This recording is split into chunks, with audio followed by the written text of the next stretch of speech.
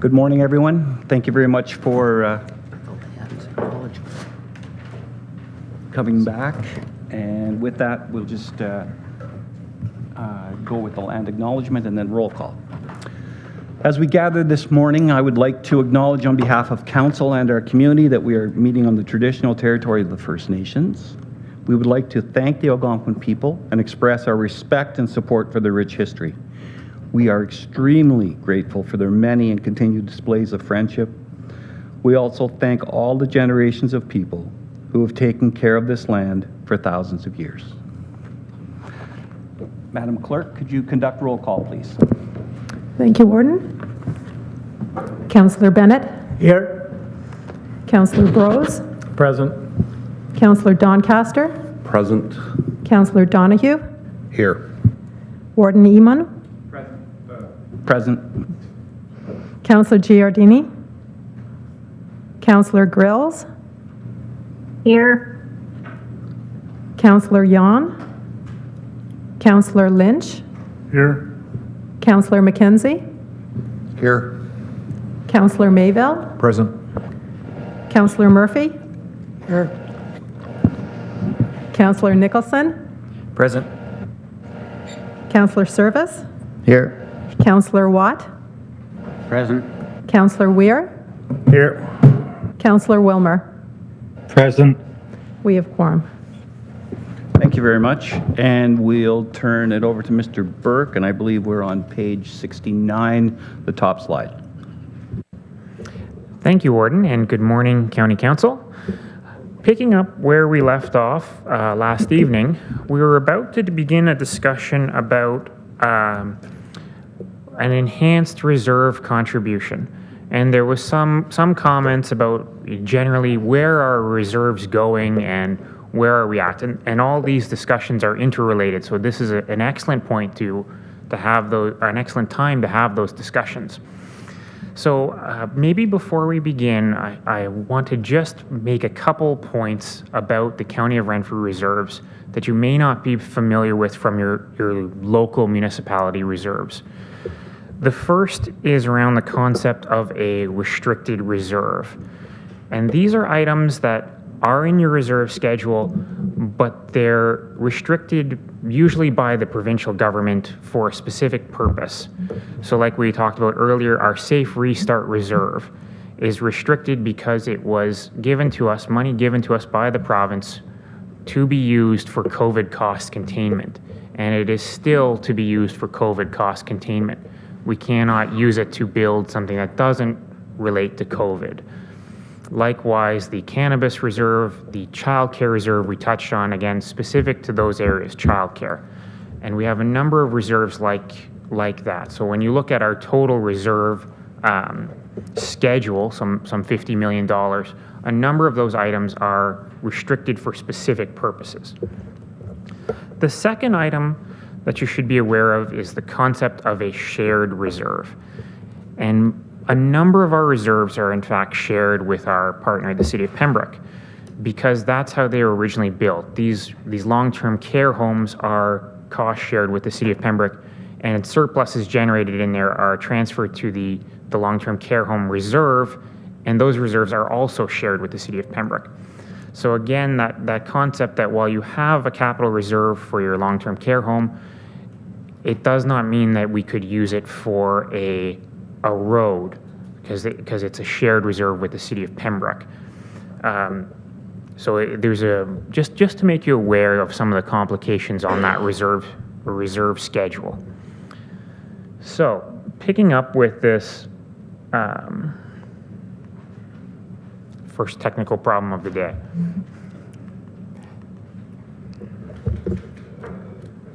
Yeah. A member from Amherst Brownlee, please.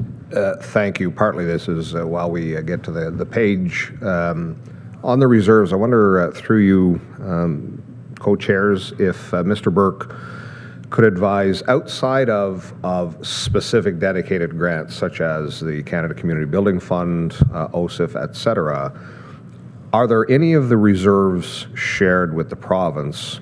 We have multiple agencies, long-term care, paramedic services, the community services, etc.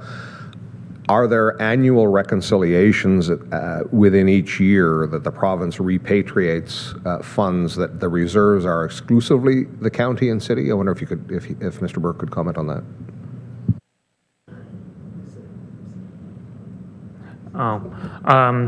Thank you, Chair. So the nature of a reserve is that it is yours. The province is not coming back for it, but there is substantial reporting on some of them. They want to know what the balance is and to ensure that there's interest applied to those reserves. So they are yours. They're not going away. No one is coming for them. That's why they're not in the due to province like a payable account. They are in fact a reserve, but they are restricted in their usage.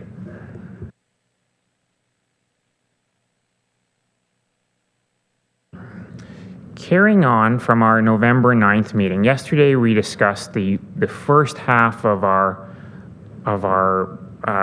the outcome of that meeting, which was to slightly reduce our capital plan and to increase our capital funding.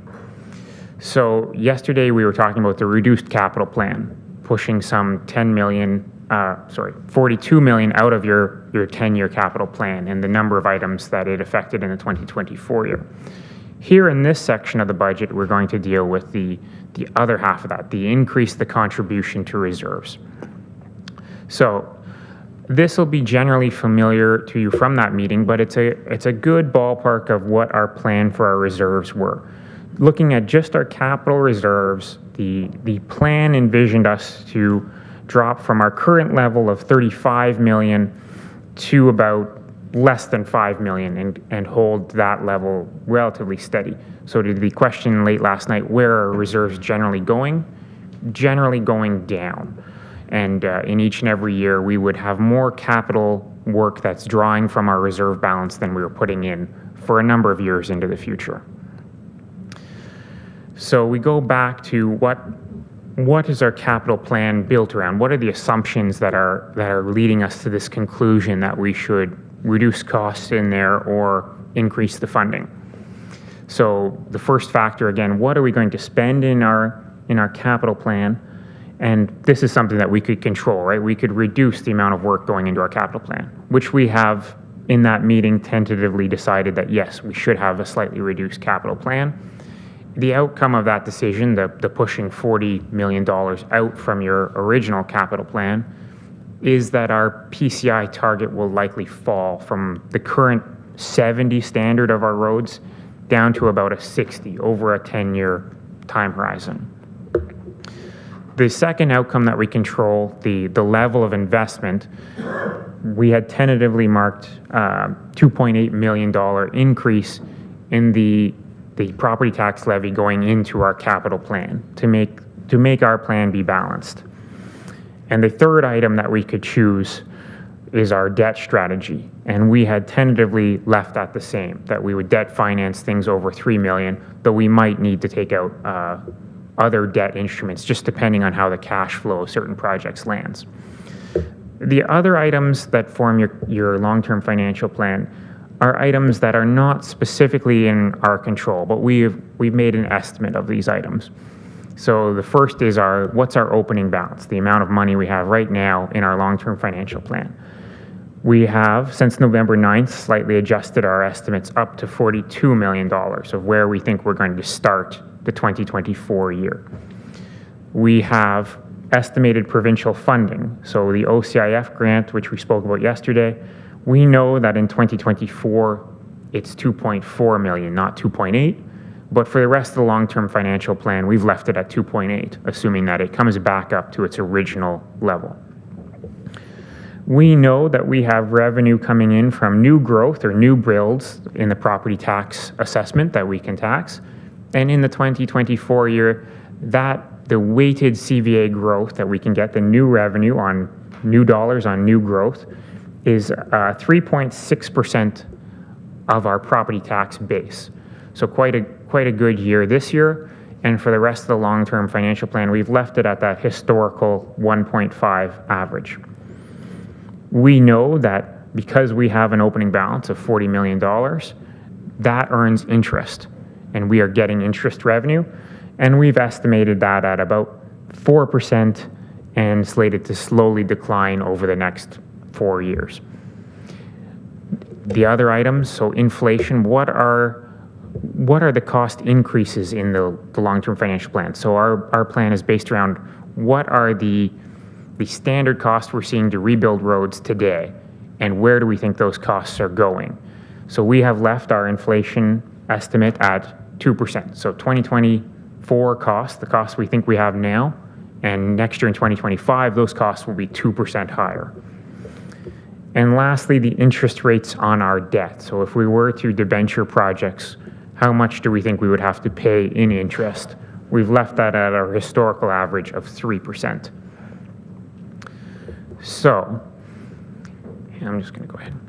If we carry on and we look into our admittedly hazy crystal ball of where we think we're going to be in 10 years, with all those factors I just discussed, if we do this enhanced contribution, we think we will have funding for the entire 10-year capital plan. And we will end 10 years with $10 million in our capital reserve. It does drop slightly negative in the middle, so we'd have to, play with some of the cash flow items.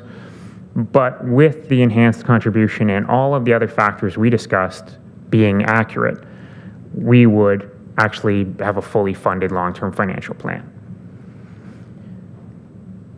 If we remove the enhanced contribution and all we do is we contribute an increase to our capital reserves of 3%, which is your county levy target, plus all weighted CVA growth revenue, where do we end? We still slightly end the 10-year capital plan above no money, but we spend most of the plan in a significant deficit. So that's our crystal ball as it stands now. And that's why staff have recommended and still recommend this enhanced contribution, though we admit that you could, as a level 2 reduction, defer the enhanced contribution, and you would still have money at the end of 2024 in your capital reserves. This wouldn't be a this year problem, it would become a 2026 problem by the time we meet that first less than zero reserve balance.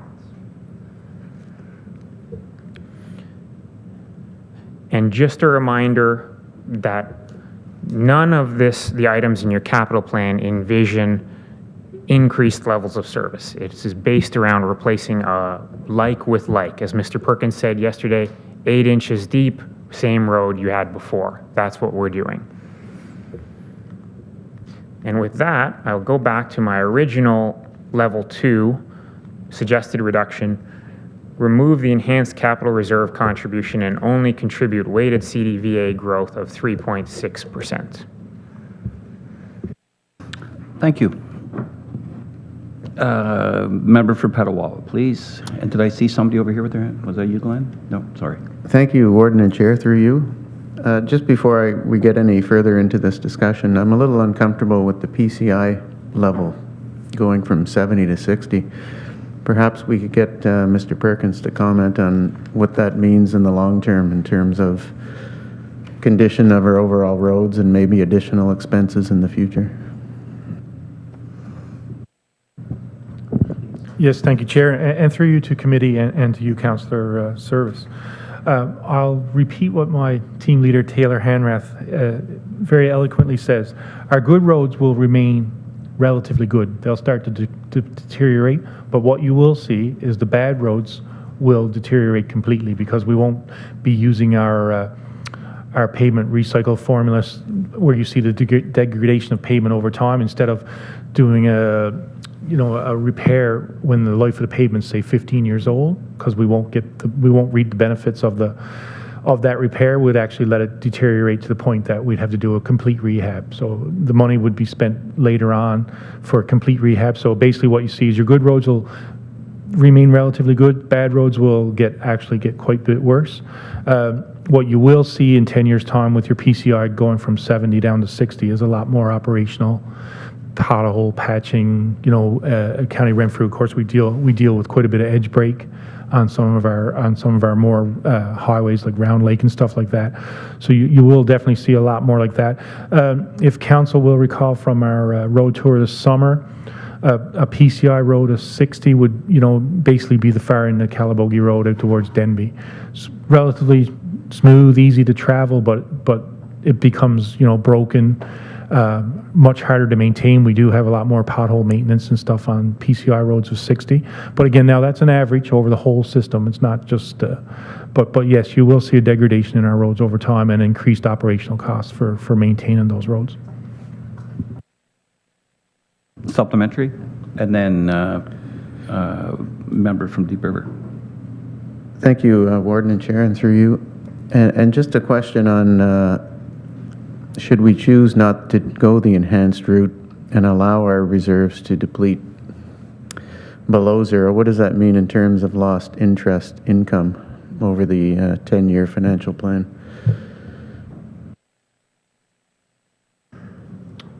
So through you, Warden, I can go back to my 2 slides there. There we go. So in the enhanced contribution plan, if I can look at the really tiny print there, we have total interest earned of about 1.8 million.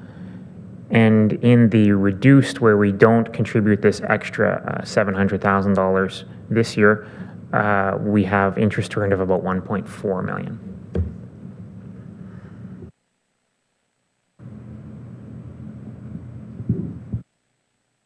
Supplementary? Pardon? Oh, you're good now? Okay, thank you. And member from Deep River, please. And then Whitewater. Thank you, Warden. Just back to the PCI, just to point out that while in the short term, how Mr. Perkins explained it on the conditions of the road, the thing to keep in mind is when that road is rehabilitated, it's not just shave and pave. It's a reconstruction, so it comes to a higher standard when the work is done. That all being said, one of the things that we're advocating at the province is for the province to actually come out with a standardized PCI across the province, and that they create funding based on our FIRs, a grant program that would level the playing field, so that now when you're driving down a County of Renfrew road and you hit, for example, Hastings County, the condition of the road doesn't change just because you're changing counties, or from a county road to a provincial road. There's large discrepancies right now, so trying to get the province to standardize this would be helpful, extremely helpful, and conditional on them providing some grants for it also. So this is a couple years we've been working on this, so 10 years from now it might be true.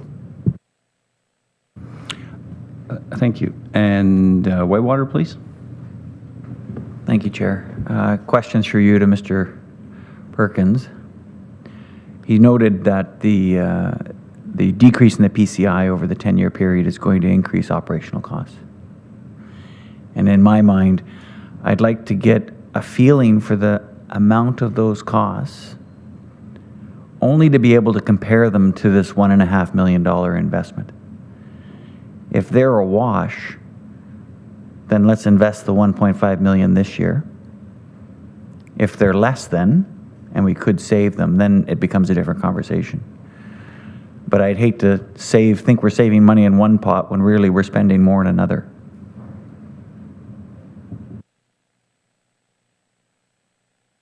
Mr. Birkin?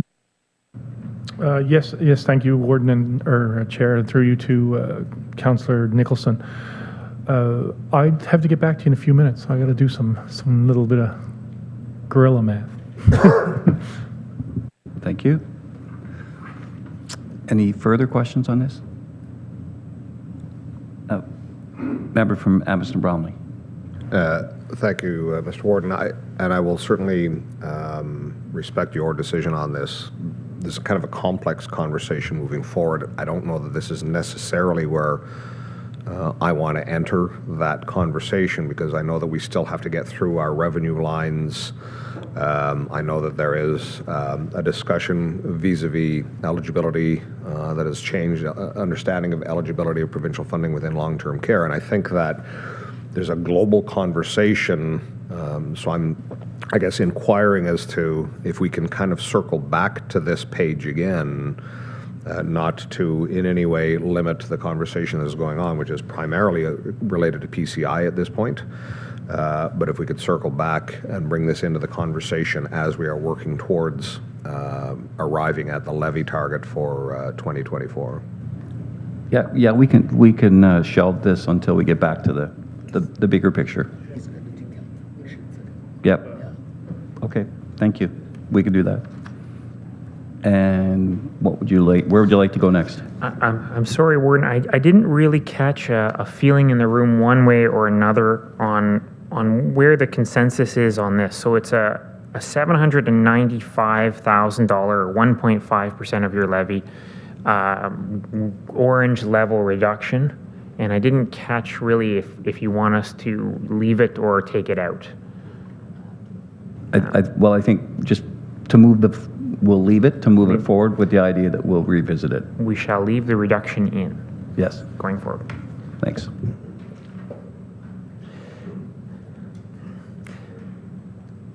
Sorry, Whitewater? Sorry, just semantics. We're not going to leave the reduction in. We're going to defer discussion on the reduction at this point in time. Right. Yeah. My apologies. I just don't want the default. Okay, thank you. Okay, moving on to the last and final section of our budget is the general revenue accounts. So this is where we have our tax revenue, our PIL revenue, which is of course just taxing an upper level of government for property taxes, and a couple other items, water generating, supplemental revenue, interest, and one funding. So the tax levy, so our tax levy increasing by the weighted current value growth, so that's the taxes on new buildings and items like that. Our payments in lieu, which is upper level. Our water power generating revenue, which is just a PIL for the big dam up Laurentian Hills, I suppose. And then we have supplemental revenue, which is mid-year adjustments, so new building permits, that nature, that are billed out by your lower tiers mid-year. And then we have an upper tier share of property taxes on those.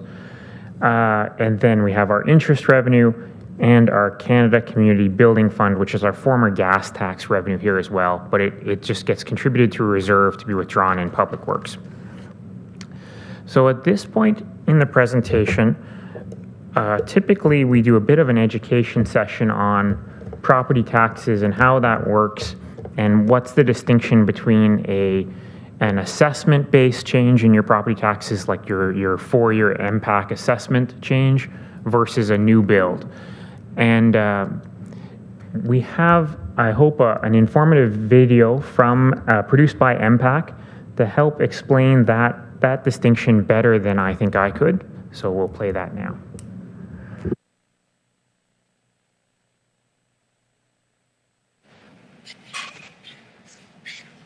Property taxes are based on your home's value. What you might not know is that an increase in your home's value doesn't necessarily mean your taxes will go up. To explain, let's take a look at how your property taxes are calculated. Imagine there's a town that only has 3 homes, and they're each worth a different amount. The total cost to provide all of the town's services is $1,200. This is collected through property taxes. Each homeowner pays property taxes based on their home's assessed value. So we take the total cost of services and divide it by the total property value. This tax rate is applied to all the houses to get enough money to pay for the town's services. Each homeowner pays according to the assessed value of their home, and every 4 years, the houses are reassessed. Let's say all 3 properties have gone up equally in value. The total cost of services hasn't changed, but the total property value has increased. When this happens, there will be a decrease in the tax rate. Now, when we apply that new rate on all the homes, everyone still pays the same. Now, let's say another 4 years has gone by, and these homes are reassessed. During this time, the house on the right gains more market value than the other two. The total value of all the homes have increased, which means the town has to calculate a new tax rate. With this new tax rate, the first two homes will actually pay less than the home on the right that was reassessed at a higher value. Since the cost of services hasn't changed, the town doesn't need to collect more property taxes on the whole. However, since property taxes are based on a home's value, taxes for each individual home could potentially go up or down based on the rest of the homes. So, what happens when the cost to provide services goes up? Well, it means more property taxes need to be collected from every home and a new tax rate is calculated. To get the new rate, we take that amount that the town now needs and divide it by all of the property values. The new rate is applied to all the homes, and now everyone has to pay the new tax amount to continue to fund the town's services. So, let's review. 1. Property taxes are based on the assessed value of a home. If all assessments go up equally, everyone pays the same. 2. If all assessments do not go up equally, there's a redistribution of the tax. 3. If the town's cost to provide services increases, the municipality may choose to increase the tax rate. When this happens, everyone pays their share of that increase. And that explains the relationship between property value and property taxes. Thank you. So just, again, we hear in the community that notion that reassessment will cost property taxpayers more, or that it's a revenue generating tool for the municipality. And that is simply not the case. Reassessment is a property tax fairness issue, that your houses are still valued at the value they were in 2016.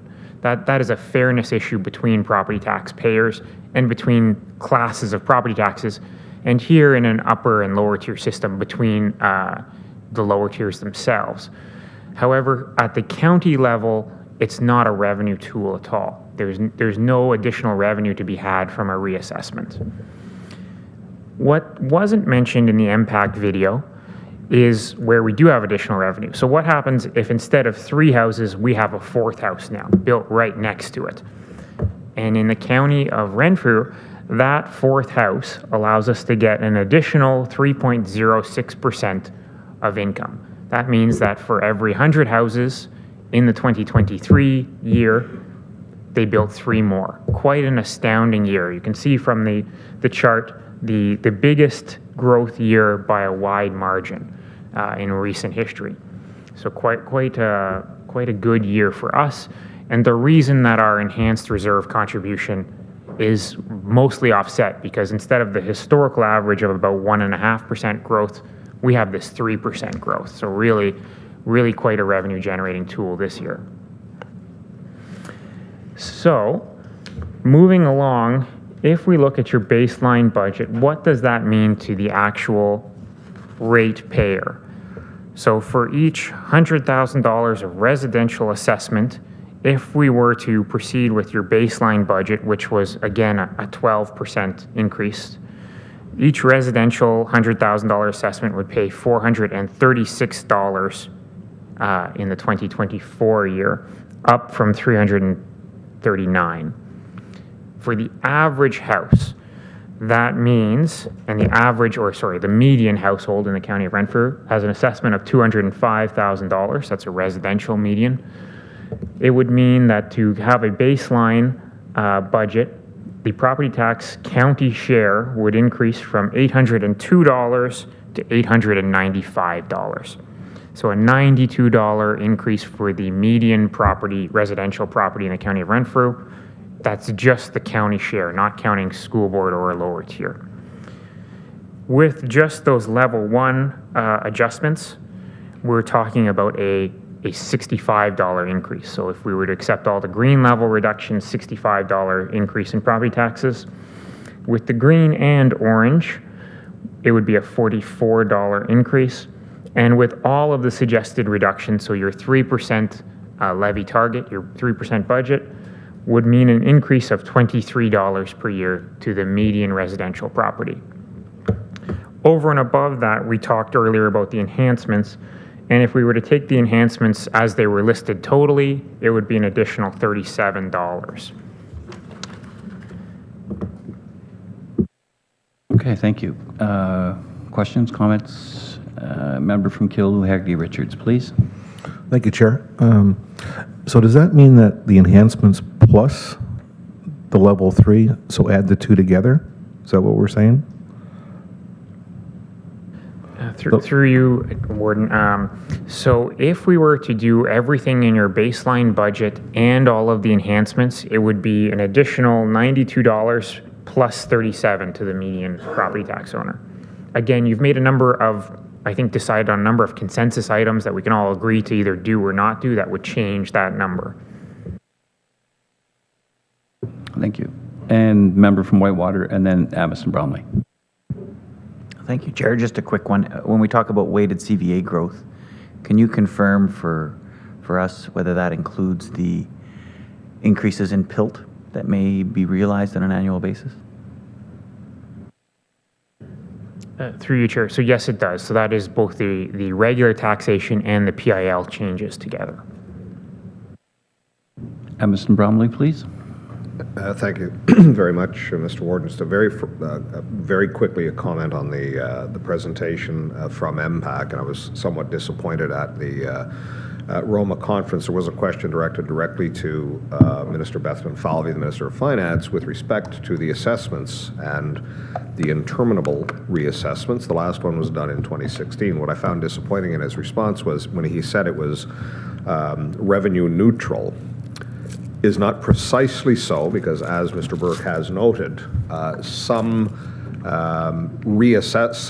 property classes are likely to see more change than others. So there is a redistribution ultimately, which means that until such time as those reassessments happen, right now there are people who are probably being under-assessed and under-taxed, and there are probably ratepayers, conversely, that are being over-assessed and overtaxed. But the final comment on that generally was I was left wondering if, in the opinion of the Minister of Finance, they are revenue neutral, then what possibly could be the holdup of doing the new reassessments if they are having a neutral impact? I could not get the answer to that, so perhaps we can add that to the parking lot. A comment actually on this slide, the slide that's on the screen right now. Given that there has not been reassessment, curiously to me, last year the median household value was 203. So our median household values increased $2,000 apiece. Primarily, though I think not exclusively new growth, there is some slight reassessments where properties trade hands. I know I have a quarry property going through some reassessment, et cetera. But by and large, the new growth, when spread across our municipality, is increasing almost 2,000 if assigned simply to residential. Finally, the other element I wanted to, it's a question on that screen that's on the page. So the enhancements are identified at $37.62. The largest part of that enhancement, the 2.1 of the 2.5 million, was the program for addiction, substance use, homelessness, mental health, and we did identify potential revenue streams on the side of that slide. So ultimately, which were reserves, ultimately the $37.62 per median household is that if those were raised from the levy, if that program, that $2.1 million was funded through levy, is that the amount, in addition to about $500,000 of other enhancements, is that $37 as if it was levied rather than drawn from reserves? Through you, Chair, that is correct. So again, the decisions over the last few days will substantially change, specifically that enhancement, but also there's a number of items inside the slides as well. But yes, it was just projected as the full $2.5 million of enhancements per residential assessment. Okay, thank you. And on another question that I had was at finance. I think you made reference to getting revenue because we reached a different understanding of monies that the province had given us, and which was going to cause a restating of our 2022 financial statements. So could you just share that with the rest of council? Thank you, Warden, and an excellent question. So I think the comment generally was around, well, what's changed from September, the last time we looked at our financial statements? Has anything happened? And I think I had 3, and maybe in my mind that's now become 4 items that have changed. So the first item I would comment on is the 2023 year surplus, or what we would expect our surplus to be in the 2023 year, which of course goes back into our capital reserves by and large. And the current budget is based around a $42 million starting point. And I suspect that we have, that was built off about a $2 million surplus that we were seeing at the end of September, mostly because of interest. I suspect that that's now $3 million. Most of that coming from a substantial PIL supplemental tax revenue out of the town of Petawawa. Not aware specifically what happened, but it's about $1 million in PIL supplemental revenue coming through. The second item, and the one you alluded to, is specific to the long-term care homes. So earlier yesterday, we spoke about this PSW and RN supplemental staff revenue. This revenue was announced in the 2021 year, but the bulk of it arrived in the 2022 year. And the revenue came with the caveat that it is to increase your level of direct staffing hours towards that provincial target of 4 hours a day of care per resident. And it was our understanding, the understanding of our auditors, current and former, treasurer, current and former, that we actually had to spend that money on direct hours of care, or it would be recovered by the province. That the funding was specifically tied to new staff hours. We were not alone across the province in that assumption. Recently as a week and a half ago, after numerous conversations between CEO Craig Kelly and Director Blackmore, myself, and our auditors, the ministry is indicating that that funding does not, in fact, have to be tied to new staffing hours, that it can just be generally tied to staffing costs, and that there is no requirement that we actually, in fact, increase our level of care in our home in order to retain that funding. That it's just the province's intention to have more hours of direct care, but that we are not specifically tied to meeting any target in order to keep that funding. So in the 2022 year-end files, we had estimated that the province would recover, I have the exact number.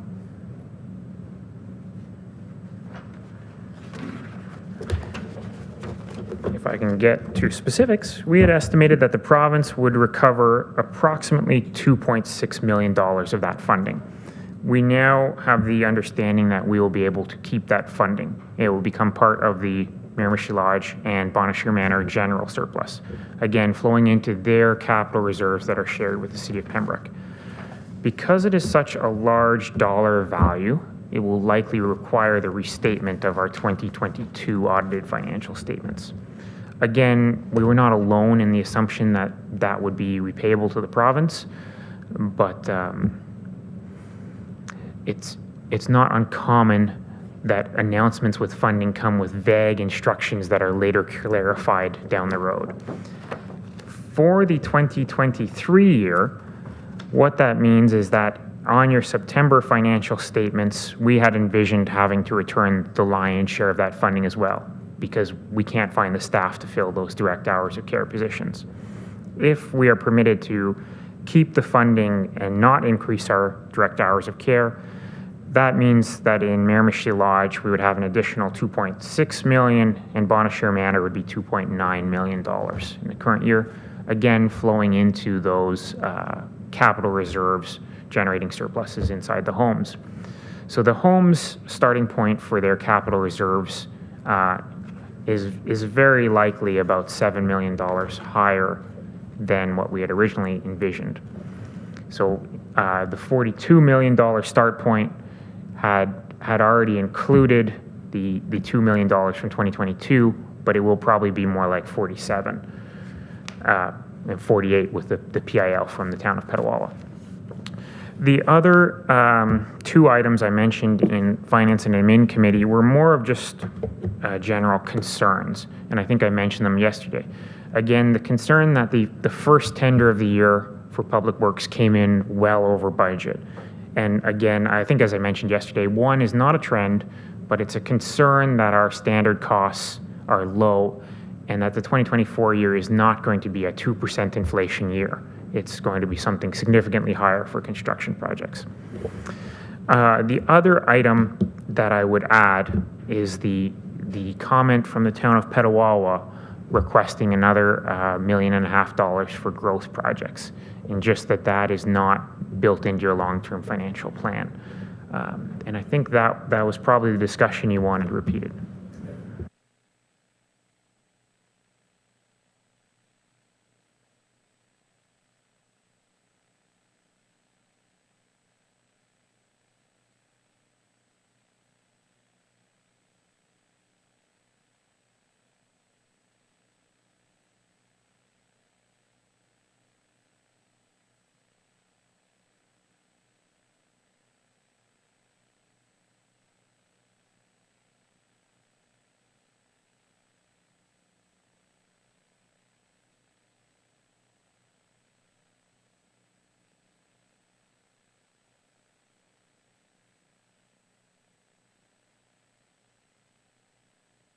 So we have a scenario which we'll project on the screen. So with regard to the homelessness at Hub, the question is, do we fund it with all of those items, or do we levy for the positions that are sort of one-offs? Because we never finished the conversation.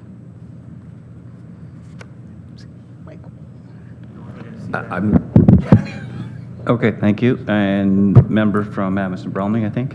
Respectfully, Mr. Warden, I wonder if you could repeat the chair's comments. We're at a pretty critical component, and I didn't quite understand them. I'll be honest, I wasn't listening. I was busy thinking ahead to something else. I apologize.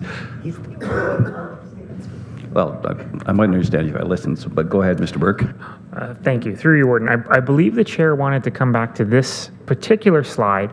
And yesterday, as we were sort of marking our general opinion of where we had consents, what I described on this slide of homelessness, mental health, and addictions items, we had kind of come up with some other revenue items, use of reserves for certain portions of the slide.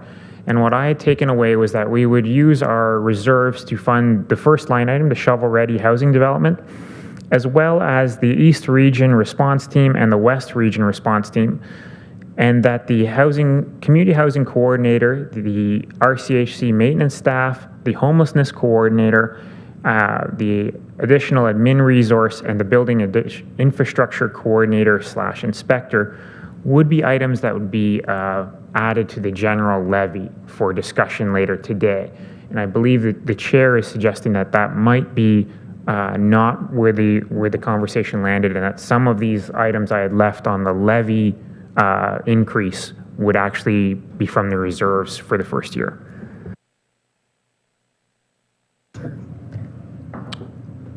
Member from Amherst and Bromley. Okay, I thank you for the clarity, and I will acknowledge that there's a lot of moving pieces, and I just wanted to be very careful that we had kind of concluded reviewing the budget before we begin to roll up our sleeves and said, okay, now what are we going to do? And that's why I appreciate, Mr. Warden, that you had invited Mr. Burke to identify the substantial changes, and he did it. He, in his remarks, said since the Q3 Treasurer's report on September 3rd, dated September 30th, but in fact, all of these are even since our full-day session on the asset management plan on November 9th. So if I'm going back to, and I don't know which slide, and not to create anxiety in the back corner, I don't need it, but you will recall one of the slides that was brought forward from our November session was the hybrid sort of solution. And in that conversation, it seemed primarily earlier that we were discussing the PCI and what that change would mean, what it would yield moving forward, et cetera. From my perspective, the other elements to that was that there was a graduated, dedicated levy that was going to be for capital reserves. And you may recall, beginning in 2024, over a 4-year period, there would have to have been an enhanced levy for capital reserves that would reduce to 2%, I think, for the following 2 years before it would return to 0 at the end of the day. So, it's probably not worth sharing this screen, but there was one, even at the time that we had our deliberations. Page 70. It's page 70 in your, and it's the top slide on that page. Okay, I appreciate that. There's another slide from the AMP presentation, the AMP deliberations back in November that jumped out at me even at the time we were discussing it. And I'll read it rather than sharing my screen. It says, and it is referring to the 2019 through 2023 periods wherein we had adopted a much lower, I shouldn't say much lower, but a lower levy target in adopting our budgets than the 3% that was required of the long-term financial plan. And there was a bullet point within this slide from November that said, during this 5-year period, Council reduced transfers to capital reserves to pay for operating expenses to ensure we could hit the lower levy target. And that is incorrect. Council did dramatically reduce, I shouldn't use the word dramatically reduced either. Council did reduce the budgeted transfers to capital. I will acknowledge that we did in those 5 years reduce the budgeted transfers to capital. But in fact, we transferred more to capital in actual than that which we had removed from the budget. So in front of me, from 2016 to 2018, when we were utilizing a 3% levy target, we transferred $6 million into capital reserves. In 2019, at a 2.6 levy target, we transferred $5 million to capital. In 2020, at a 2.5% levy, it was 5.5. Ultimately, in each of these years, where we did reduce the budgeted transfer to reserves, we ended up building the reserves higher than the budget had suggested, even at the 3%. That is continuing coming out of 2023. If you all recall, there was a great deal of hand-wringing and a great deal of concern in February of 2023 when we made the decision ultimately to not to reduce the levy, but to reallocate $1.5 million that the plan called for a transfer to capital reserves. We utilized that to offset the operating pressures 1 year ago, a large component of which was that first 6 months of the new car, the expansion in the paramedics. But there was the treasurer had advised at that time that it was not something that the treasurer would ever recommend, and I understand that. There is a role that the treasurer plays, and there is a role that we play. At the end of the year of 2023, we are now hearing, and I'm not sure from Mr. Burke if he perhaps could clarify.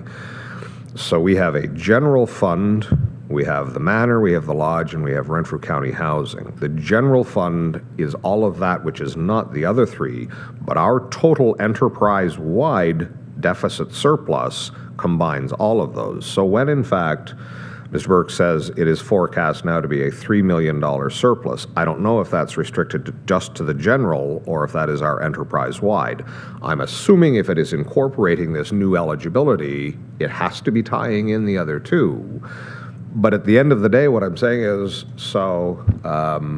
there was almost reproachful comments about transferring capital funds a year ago, and we transferred 1.5 into operating, and we're going to finish with $3 million. Not only are we covering the 1.5 that we transferred, we also have a fairly good down payment on 2024.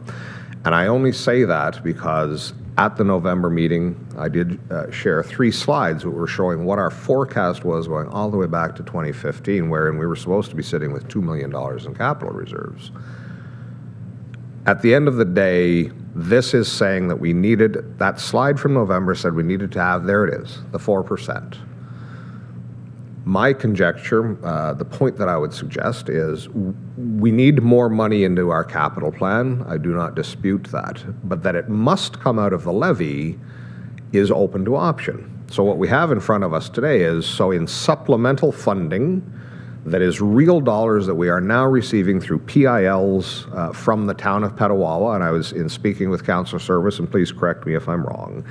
These have been building beginning even in 2021, but were not kind of brought into our system until 2023. So there's actually a check for back taxes, if you will, supplemental tax revenue, I think on the order of 1.2 million, in fact, just slightly over $1 million. But the other thing that this is doing is that's a large part of that enhanced growth, the 3%, where our plan requires and calls for 1.42, 1.48. What that means is, beginning with 2024 and every year thereafter, I think, Councillor Service, you had suggested that it's an additional $700,000 annual tax revenue that was not part of our discussions in November. And if we're going to extrapolate that over 10 years, we just found $7 million that we didn't have. We have also had the discussion, thank you for broaching that, Warden, with respect to the eligibility to use funds. That is going to benefit us and the city of Pembroke in that it is substantially buttressing the capital reserves within the manor and the lodge. We know that we have some significant pressures within our capital, within those 2 agencies, but it is still that it is restricted, or we are going to be restricting it to the long-term care homes, now indemnifies us from needing funds out of other capital reserves. So where I'm going with this is, and I had said to this, a comment that I made at the Finance and Administration Committee meeting, I think, which was only last week, it seems like it was months ago, but that we do seem to have a tendency, and I think that it is generalized across municipalities, that we are much more anxious when we are looking at cost pressures than when we're looking at revenue opportunities. And these items are substantial revenue lines that were not part of our discussion in November of 2023. And in addition, finally to that, even on the interest earned, based on it being 4%, we had a discussion at Finance and Admin, that is unrealistic. It is, I do believe, that we have hit peak interest in Canada. I do believe that over the course of 2024 and beyond, it is going to reduce more. But it would have to drop by 340 basis points to average 4%. That seems to me unrealistic. And in fact, increasing that from a forecast of the 4% that was utilized to 5% yields another 600,000. Ultimately, all of this, without doing any of the math, I think a large part of that 4% dedicated levy for capital reserves is already getting covered on some of these additional revenue lines that we didn't have in November. And that's where I would like to start the conversation is I think the first thing perhaps I would suggest is we've made a lot of changes. I don't think we accepted any orange or any green at this point, any orange or any red, and we did not accept all of the green, but we did also, I know, set aside some of the enhancements. So I don't really know where we are today, right at this minute, from where we started this time yesterday, and I think that's probably going to be the jumping off point. Yeah, we have a slide that captures our decisions yesterday, and so that again, I was going to suggest we flash that up, and then that also gives us the opportunity to talk about some of those revenues, and then also tidy up that one orange one we left about the 3%. Okay. We need 5 minutes? Okay, we'll take 5 minutes if you don't mind. I'm sorry, member from Petawawa. Thank you, Warden and Chair, just before we take a break, just for clarification, and perhaps Councillor Doncaster can comment on this as well, in terms of PILT from AECL. But, so I agree with all of the comments that my colleague from Madmaster and Bromley mentioned in terms of PILT, but just a cautionary note, and I think AECL would be similar, but the garrison is constantly looking for ways to get rid of old buildings. So although it looks like this year there will be an additional 700 in PILT coming from there, they're always tearing down old buildings. And sometimes we don't always know about it in the present calendar year. So in terms of what's being built and what's being torn down, and when MPAC goes in and does their assessment and all of that is brought online and ironed out, you can never tell from one year to the next where you're going to be. And sometimes you don't find out until 2 or 3 years down the road. So just a cautionary note on that. Thank you. Member from Deep River? Well, since I was thrown under the bus, I'll grab onto it. So similarly at CNL, what the challenge we have is that through property assessment and building permits, we don't get that with them. So, however, they do, well, they have committed, CNL has now committed to touring us through every year and bringing MPAC in and reviewing that. In 2023, there was a fairly significant supplementary that came from CNL that we realized on the books at the County of Renfrew. And there has been a significant increase, and there should be a fairly significant supplementary in 2024 also, and 2025 and 26 as new buildings come online. Arguably, the cost of constructing at CNL is approximately 10 times what it is in the real world. And we don't realize assessment based on what it costs CNL to build.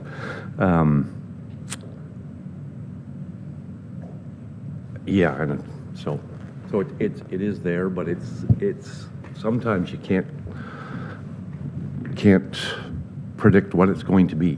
So it changes, but the bottom line is both of these are good news stories for both Petawawa, Deep River, and the county. So. Okay, thank you. And Mr. Perkins wanted to contribute? Yes, thank you, Chair, and to Councillor Nicholson's request. So using 2023 dollars, so obviously we'd be adding 2% per year. Obviously, the difference between a PCI of 70 and a PCI of 60 is not a direct relation, so forgive my calculus skills, but anyways, it's logarithmic. So going from 70 to 60 in the next 10 years would actually, in 2023 dollars, would cost $393,000 per year in increased maintenance. So right now, the County of Renfrew spends, our total operations budget is around $6.7 million, but in terms of actual roadway maintenance, we spend about $2.624 million. So going from a 70 PCI to a 60 PCI would cost us about $393,000, or an extra 15% per year at a 60 PSI. So obviously over 10 years that would increase. Hopefully that'll help. Thank you. So with that, we'll give Mr. Burke 5 minutes, so if everybody come back at 11:10. Thank you.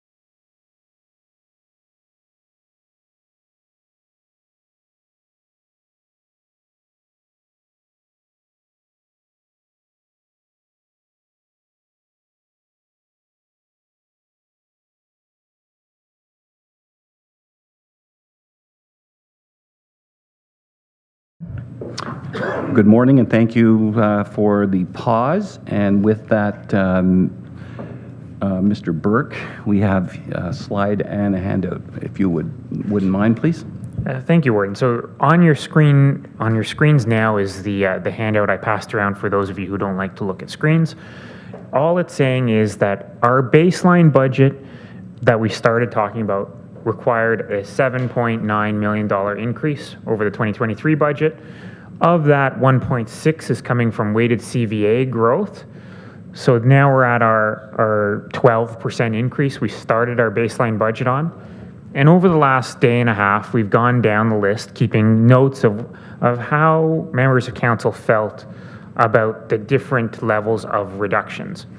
And where I heard by consensus that we did not want to accept a reduction, I've blocked out these red things, that's something County Council's not considering. So to go back to the beginning from, to walk through again. Get my machine here. So we're okay with roughly half of the County Council publicity budget being removed.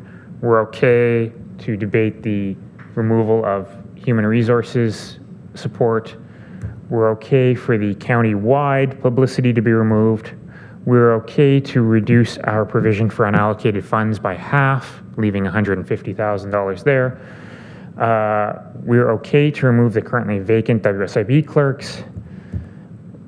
We're okay to, my apologies. Sorry, the last one, the $22,000 was the Enterprise Resource Center provincial carry forward funding, okay to use that. We're okay to reduce the vacant WSIB clerks. Okay to slightly modify the CPLTC program staffing levels to meet the funding. We're okay with all the reductions inside Ontario Works staff. We're okay with the Bonnechere Manor and Miramichi Lodge amounts. Yes, that's level 1. In the level 2, I heard that by consensus we're okay with deferring the forestry survey by a year, and we're okay to pause that forestry management plan reserve transfer. I heard that the reforestation and forest fire protection grants to lower tiers, County Council really didn't want to go ahead with that reduction, so I've pulled them out. We're okay with the rebilling of the fire radio maintenance costs, so that extra revenue. That we would do one of the site condition assessments at the public work yard, and we're okay with removing the other three. That we did not want to consider removing the agricultural grant to the agricultural committee. Likewise, we did not want to consider removing the purchase service of a planner. We would use the child care mitigation reserve. We're okay to carry forward the debate about a reduced capital enhancement contribution to our long-term financial plan. And we did not want to consider a reduction in the paramedic service frontline staff. In the enhancements, I heard the strategy core initiatives from F&A department, so your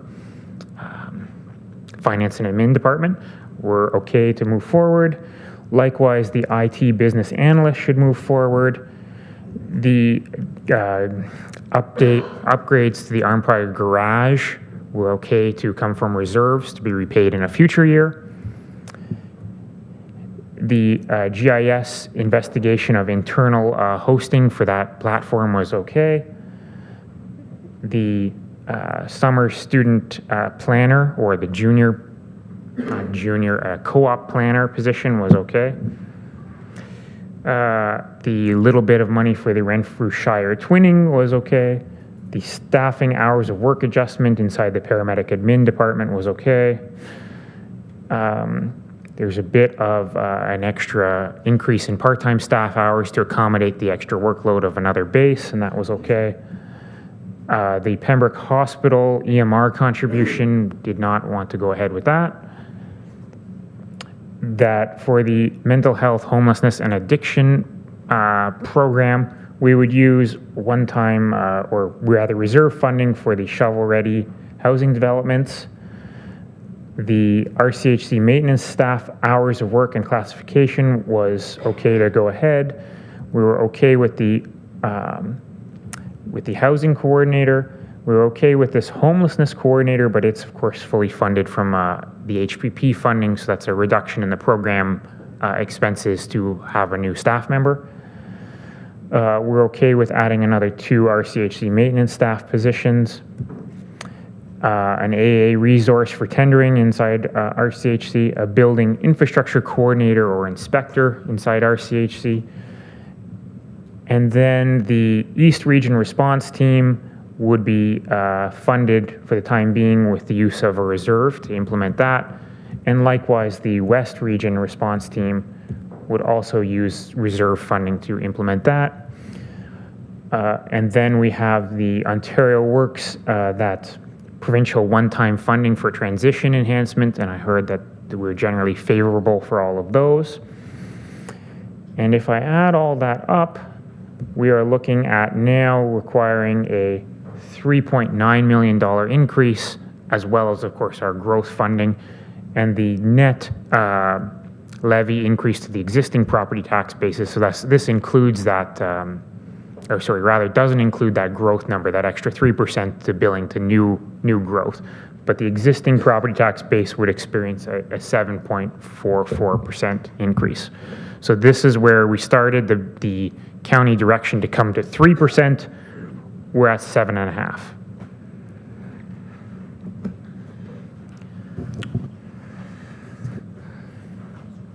Okay, thank you.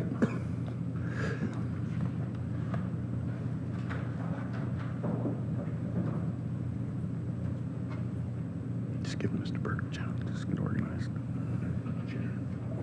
Yep. Yeah, just give me a second.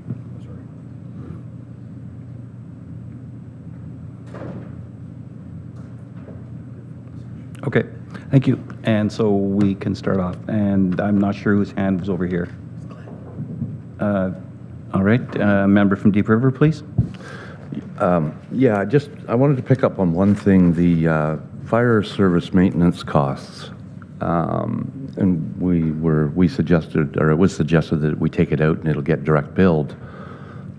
How's this a savings? Because if it's in the budget, it's being billed on assessment anyway.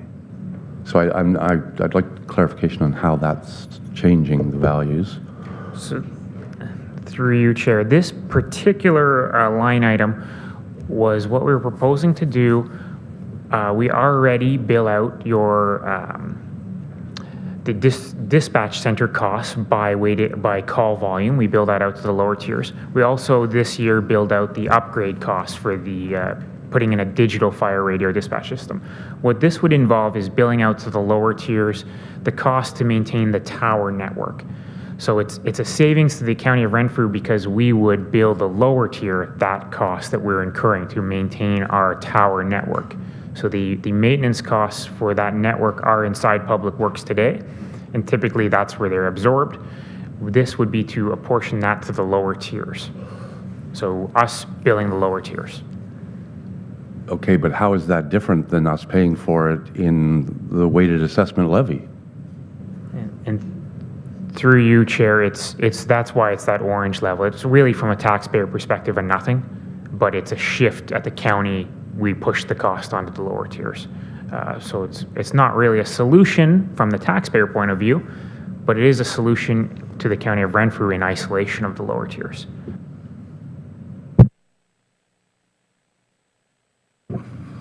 Okay, thank you. And Whitewater, McNabb, Braeside, please. Thanks, Chair. 2 questions just on this part.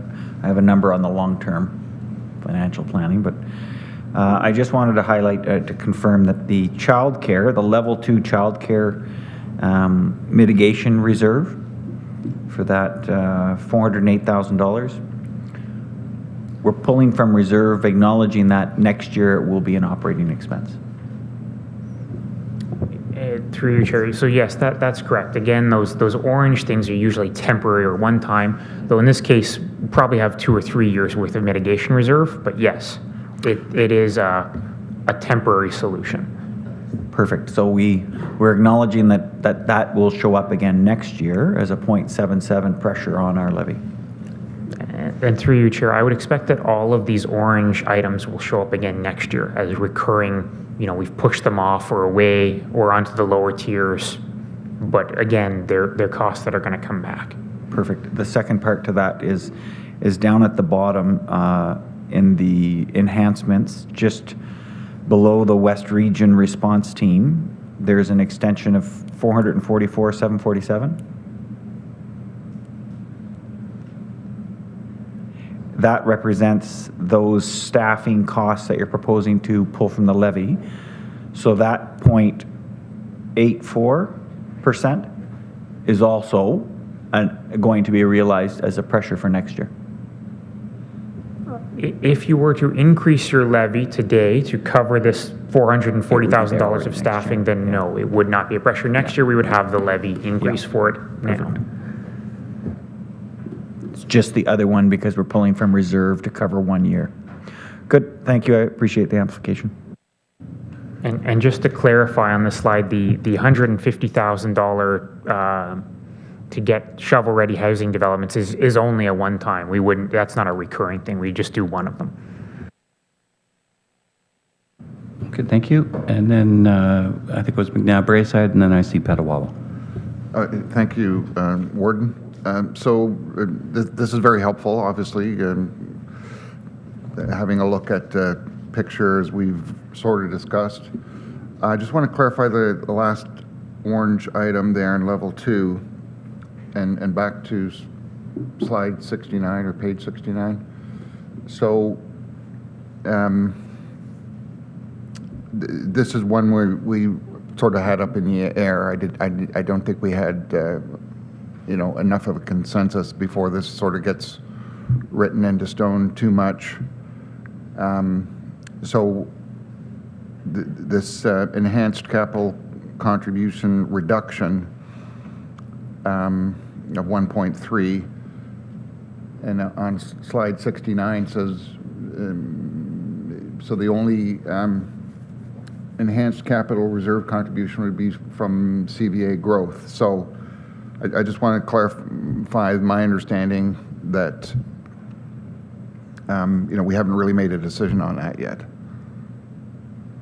Okay, so that's correct. And through you, Chair, none of the items have been decided. Our goal, if I can speak for the chairs, was to get to this point where we have broad consensus on a couple of issues, and then at the very end of your package, our last slide would be a resolution to put forth a 2024 general capital and County of Renfrew, all the sums required to be raised through property taxes. In order to calculate that number, this would form the starting point, and we'd put that resolution on the floor for your debate, amendment, and discussion.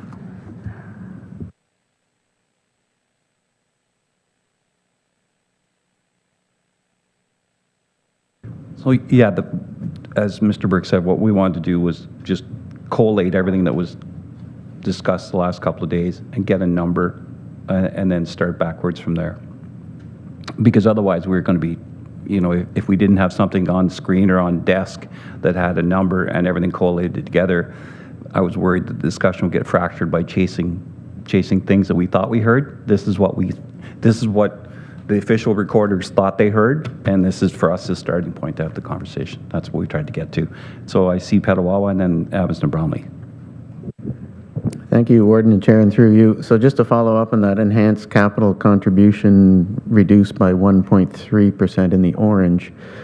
Earlier, we had a discussion about the PCI index going from 70 to 60, and Mr. Perkins came back with his calculations that in doing that, it would cost us $3.9 million extra dollars in roadworks over the next 10 years.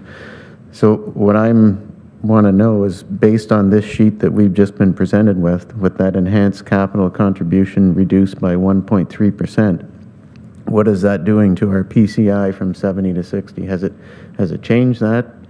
Are we going to stay at 70 with this scenario? Through you, Chair, I'll take the first stab at that. you. So this reduced long-term capital plan contribution that did not change the underlying work plan inside of our capital asset management plan. So that's still at that reduced $42 million less. So whether we contribute now the extra reserve we think we need, or whether we defer it and contribute it in the future or what have you, doesn't change the underlying work plan of what we plan to rehabilitate inside of our 10-year capital asset management plan. So it's still declining from 70 to 60, regardless of if you choose to fund it. This was, the other half is that it has to decline from 70 to 60, and we have to add, at the time, what was quoted as a 4% of the levy in increased funding, as well as reduce the plan. So it wasn't an either-or solution, it was the two solutions moving together. This is half of it here, this enhanced contribution. The other half is the reduced work plan inside Public Works.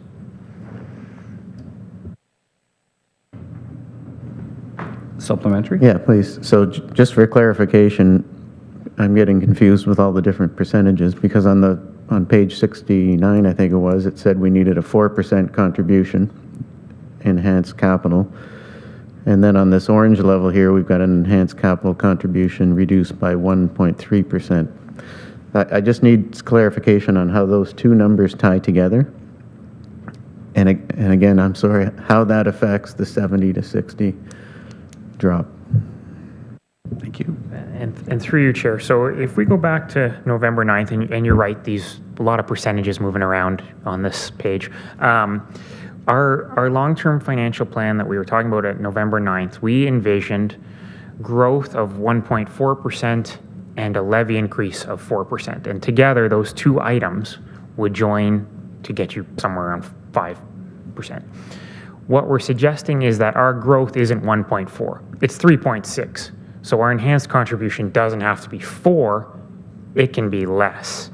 In this case, 1.3%. And what we're suggesting with this orange level reduction, not suggesting, but one of your options is to just cut away that 1.3%. You've still got the growth, though. You're well and away above the original growth envisioned in that long-term financial plan.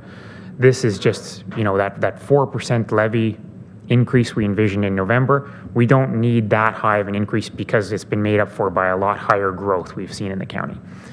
And how it ties back into the PCI rating is, again, it doesn't. So this 4% plan, the 4% growth plan, now shifted because of that, was to fund the PCI 60 plan. If you want PCI 70, we have to rework this substantially. That 4% we were quoting in November was 4% to get to your now reduced PCI target. So, if we want to go back up on our level, well, now we're talking about substantially more reworking of the plan.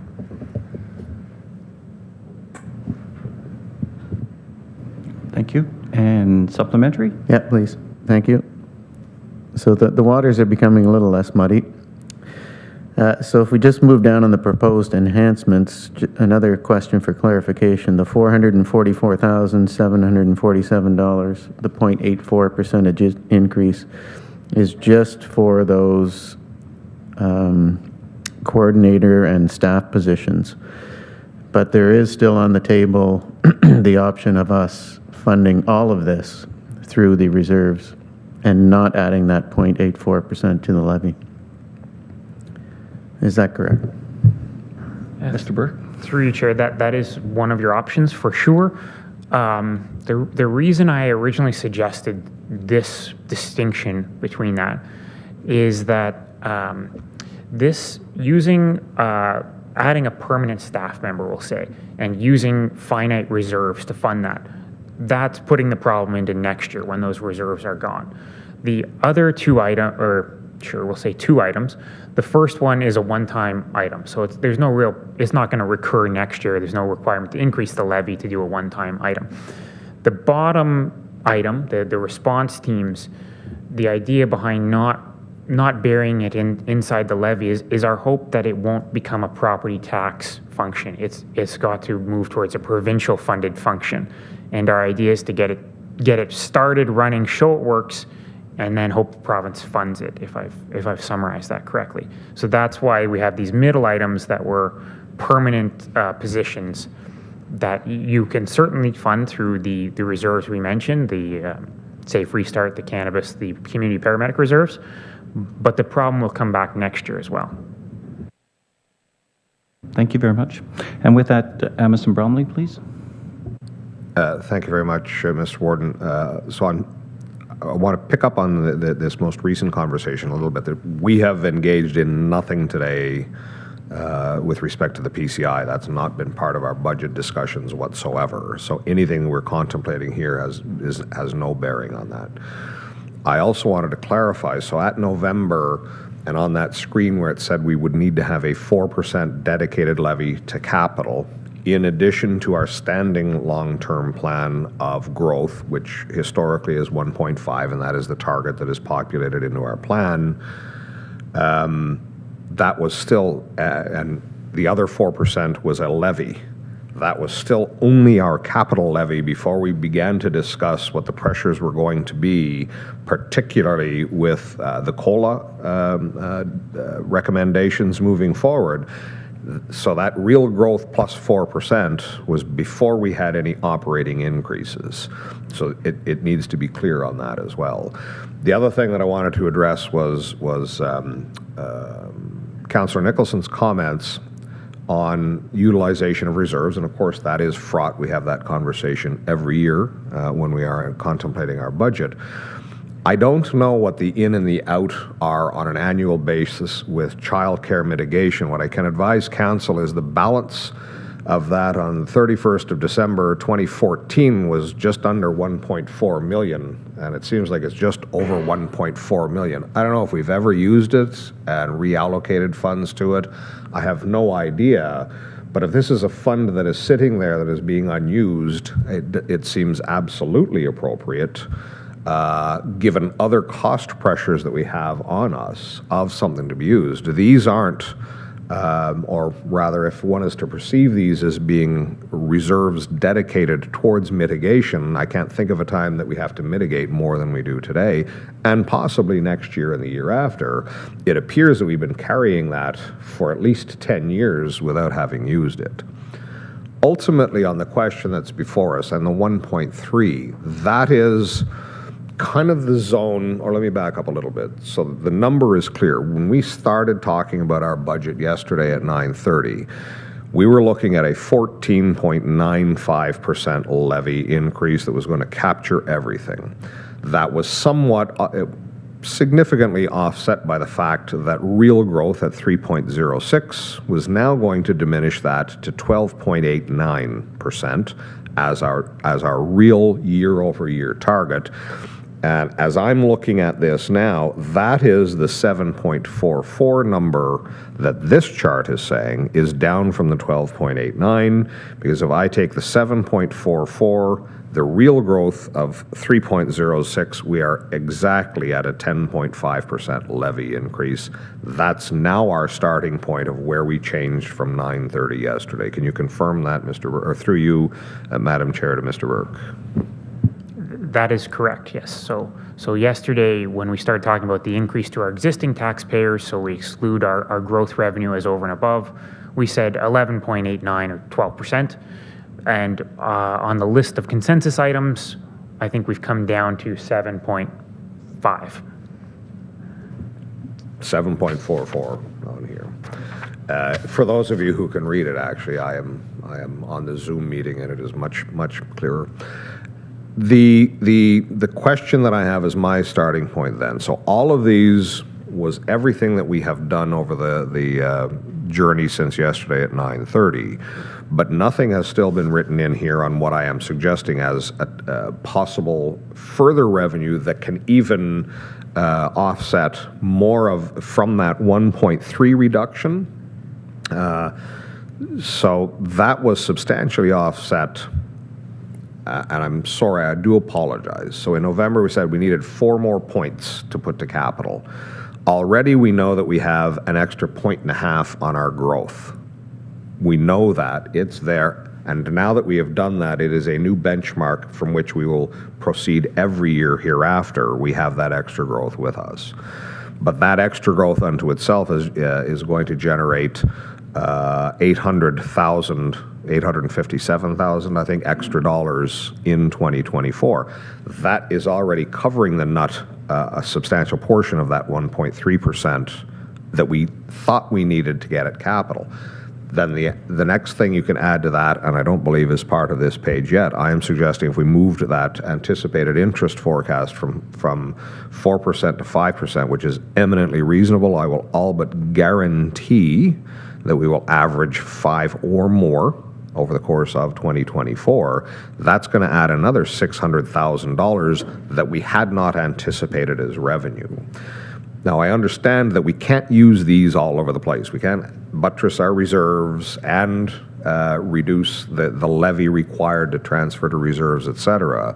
But that's where I'm focusing right now, is I think that there is still room even to reduce it from the 7.44 if we're going to have more discussions about those additional revenue streams moving forward. Keep in mind, at the end of this, or at the end of my comments, when we adopted our 2023 budget in February of last year, the estimate of where our capital reserves were going to sit when we got to December 31 was $32 million.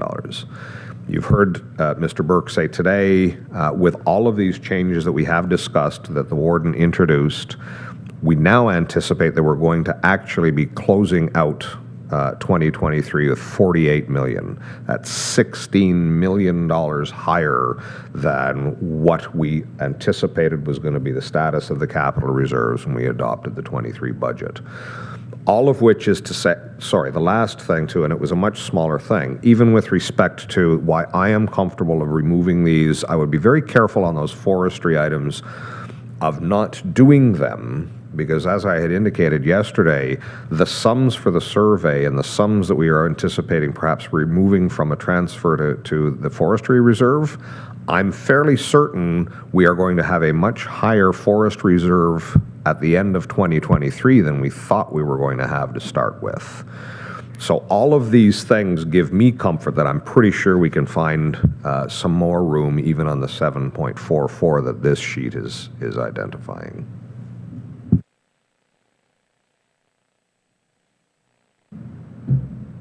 Okay, the suggestion from the chair beside me is the financial expense, which is known as the enhancement capital contribution, reduced by 1.3%. And we were, yeah, but it says here 1.3. And so the total would end, as you roll down, it ends up being 1.59. And then the suggestion was that... Sorry, if I might, just if you could draw our attention to what line you might be referring to. It's in the level 2, the second last one above subtotal. And it says to be decided. Oh, I can't see that.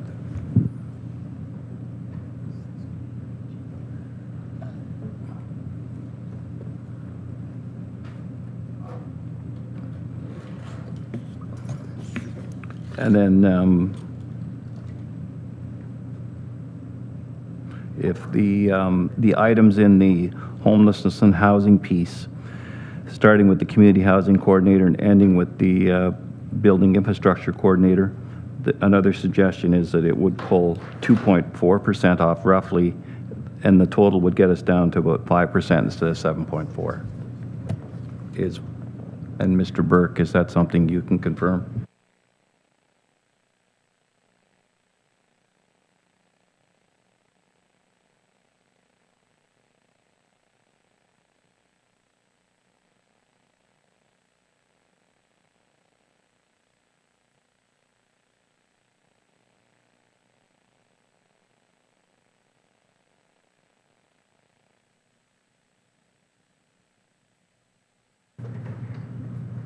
Mr. Warden, I would be more than happy if you wish to caucus with Mr. Burke, because I'm not sure I understand So yeah, we'll take a second. what is just being to- discussed here? Yeah.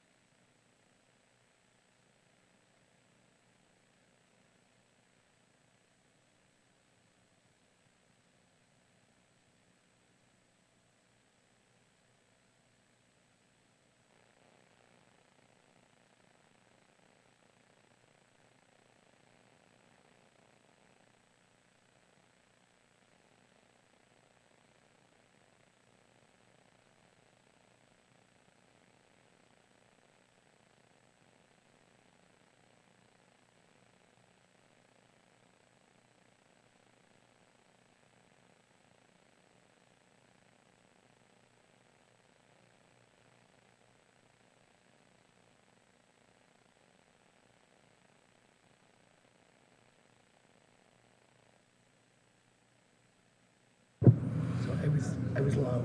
Yep. Okay. I was off. So if you're able to guide us through that, please.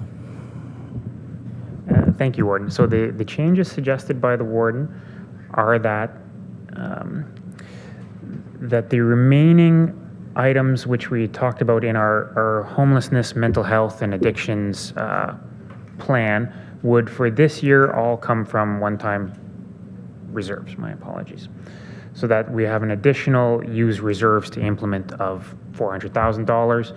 This particular enhancement, which we sometimes refer to as the super slide, has no net levy impact for this year. It's all funded through one-time reserves. The other item the warden was speaking to was to increase our interest revenue estimates for the current year. So in the current year baseline budget, your interest income estimate is $2.4 million of interest income. The suggestion is that we increase that under the assumption that we have bigger balances for slightly longer at higher interest rates to about $3 million. So another $600,000 of revenue here expressed as a negative, or reducing the requirement to increase the levy by that amount. And that we keep the enhanced reserve contribution out. So we would only contribute the weighted CVA growth that we experience in the current year into our capital reserves and not have that enhanced contribution of $700,000. So that's why it's showing as still in there, the removal of that enhanced contribution. I'm sorry, it's awkward to say still in there as a reduction. And then we come through those couple other changes down to the bottom, and we come up with 5.5% to property tax increase to the existing ratepayers. Okay, so I start with Whitewater and then McNabb side. Thank you, Daniel. It's nice to see as we go through with the numbers being put right up on the slide. I just wanted to confirm the concept with that interest that we earn on our basically money in the bank. My understanding was always being reinvested into our long-term financing.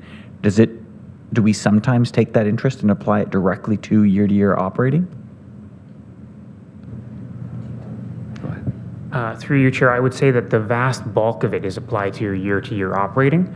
There are only a few specific instances where it has to be recontributed to the existing reserve that's earning the money. One was mentioned earlier in the child care mitigation reserve, so that's why it's changing year to year, is that it has a requirement to have an interest allocation. But other than that, no, it's just general revenue. To the extent that any general revenue in the corporation exceeds our expenses, those revenues then, of course, go into our long-term capital plan. Okay, thank you. McNabb side then, please. Okay, thank you, Warden. So before we go too far down a particular road, a 70 road, PCI road, I just I want to flash back a bit to November 9th. That's where we took a look at what was coming up, and there were some significant pressures that we were made aware of, and I think it was very well done. I'd like to expand on, I think a concern that I've heard from my colleague from Petawawa is, and Whitewater, we seem to be writing in stone and this PCI drop from 70 to 60, and I'm somewhat uncomfortable with that being entrenched in the plan from here on. And that's a serious service level drop. It's not one that is as apparent to all the taxpayers, but as has been noted, there's significant operational pressures that will result from that, of numbers that I don't think we can really just sweep under the rug. And bearing in mind that Mr. Burke said that if we want to change that number back to 70, for example, it would take a serious reworking of the whole plan. I'm okay given the pressures that in the world that we live in, with things like the homelessness and the addictions and whatnot. These are serious pressures on the county. The ambulance that we added and whatnot, these are responses to real pressures that aren't getting any better. But I'm a little bit concerned that if we go down this path of going and entrench this into the plan where we're okay with letting our roads drop from 70 to 60, that's going to be a very hard road to go back up down the road to 70. And as we're seeing in our own township, and I'm sure everybody else does, and everybody's aware, the cost of reconstructing a road is much greater than rehabilitating. So if you let your good roads drop down to poor, that's much more expensive than keeping, fixing them when they hit the fair level, for example, and get them back to the good level. So I know this is asking a lot, and it seems like a little bit of a step backwards, but I didn't make this point very forcefully on November 9th, just because we hadn't seen the whole picture, and as the whole picture starts to clear up here, I think we have to revisit the wisdom of entrenching in our plans this full drop from 70 to 60. I would be in favor of keeping, the full 4% that we talked about in November 9th, and I don't want to have to reopen the whole trails thing, but when we made the decision to put surpluses into trails, we weren't aware of all the pressures that were laid out November 9th, particularly in the social side.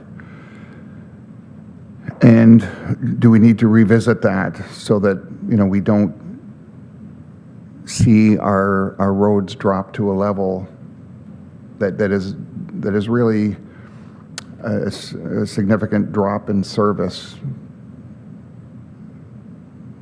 it's not always apparent, but we have to admit that is a drop in service when we're going from 70 to 60.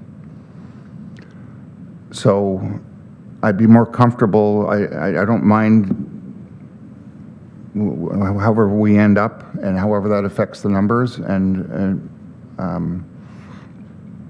with full respect for Councillor Donohue's points about the reserves and what's projected and how it ends up and whatnot.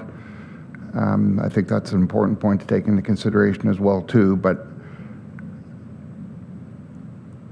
I would like to see somehow in this plan some of our windfalls perhaps, or surpluses or whatnot, be put back into the roads at some point, so we can keep it at some level which is not 60. I wouldn't mind seeing it drop 2 or 3 points perhaps over the 10 years, but the full 10-year drop I think is something that we might regret later. Okay, thank you. So I'm not sure we have time today to go to rewrite this, frankly, with the idea that we revisit the rationale for 70 to 60. I think that might end up being a longer project, like in terms of, implement that plan today with the idea of revisiting it before next year, or when we get to our report card on the asset management plan in November again. I'm sorry? Sorry, Warden, I was just commenting. So the drop from 70 PCI to 60 would save the County of Renfrew $43 million over 10 years. So that's effectively what we'd have to increase by, right? $4 million a year in 2024 dollars, and hope that inflation stays at 2%. So it's like an 8% levy on its own is what would bring us back up, just on simple math. So quite substantially more than anything we're debating here today around our enhanced levy contribution. Okay, thank you. Yeah. Okay, thank you. So I think that means we'd have to have a very substantial conversation on it, and it's probably not, and today's not the day. I don't think we can get that done today. Okay? Is that or supplementary? And then Mr. Bromley, wet water in our prayer. Yes, so I'm not suggesting that we, burn the midnight oil and rework the whole plan. I'm full respect to that part of it. But we also have the transportation master plan coming up, and I just need some sort of acknowledgement that we're not committing, we're not resigned, to a service level of 60, to our taxpayers, because the condition of the roads doesn't make the headlines, until they start deteriorating, right? I think it's a bit of an assumption right now that we're going to be okay. But dropping a full 10 points is quite significant, and as pointed out by Director Perkins, for some roads there'll be no effect. We'll keep the good roads going, but there'll be serious decline on a number of roads that people travel on every day down the road. So in terms of the levy discussion today, I would like I would like to see the full 4% put into the capital plan. As I don't think it'll every increase is going to be met with resistance. But as sort of a placeholder action we could take now until we carefully consider in more, when we have more time, this long-term plan of dropping the PCI by a full 10 points, particularly given that we do have plans to finish the transportation master plan. So in a way, the whole discussion is still open, on that basis. But if one of our starting points for the transportation master plan is that we're willing to drop the PCI 10 points over the 10 years, I think we need to discuss that more fully, certainly not today, but we'll make the decisions we need to for the bylaw that we need to pass today. But I'd just like to express my concern that it's once you go down that road, it's much easier to drop the PCI than it will be to ever bring it back up again by a significant margin. Okay, thank you. Amison Bromley, Whitewater, and then Renfrew, please. Thank you very much, Mr. Warden. I perhaps on just responding to some of the most recent comments. Of course, that is the challenge is that if we average it over each 10 years of $4.2 million on a $52 million budget, it's 8%. So that when we started at a all but 15% increase for this year, if we were in fact going to maintain our PCI, now we're looking at a starting point of a 23% increase this year. Of course, that as our levy goes up, that percent, that 4.2 million diminishes as a percent, but it's still there. The other element that I think it's important to keep in mind here is how much confidence do we each assign, and I think we are each in a different place, but how much confidence do we each assign to that long-range 10-year? I've been here in this chamber long enough to have seen a 10-year period. And what I will say is we had incredible value returned, particularly in public works, in the year that I was vice chair and the following year that I was the full chair, 2015 and 2016. We had incredibly aggressive pricing, and we paved a considerable number more roads than the asset management plan had required. That has happened in my experience there. It has not happened in most of this council's experience, so it's a difficult thing to be comfortable with. But I think, and I want to be very careful, I am not diminishing this in any sense, but I kind of approach it like the 14-day weather forecast. When I pull up the Weather Channel on here, they are pretty accurate on what's going to happen today and tomorrow and even the next day.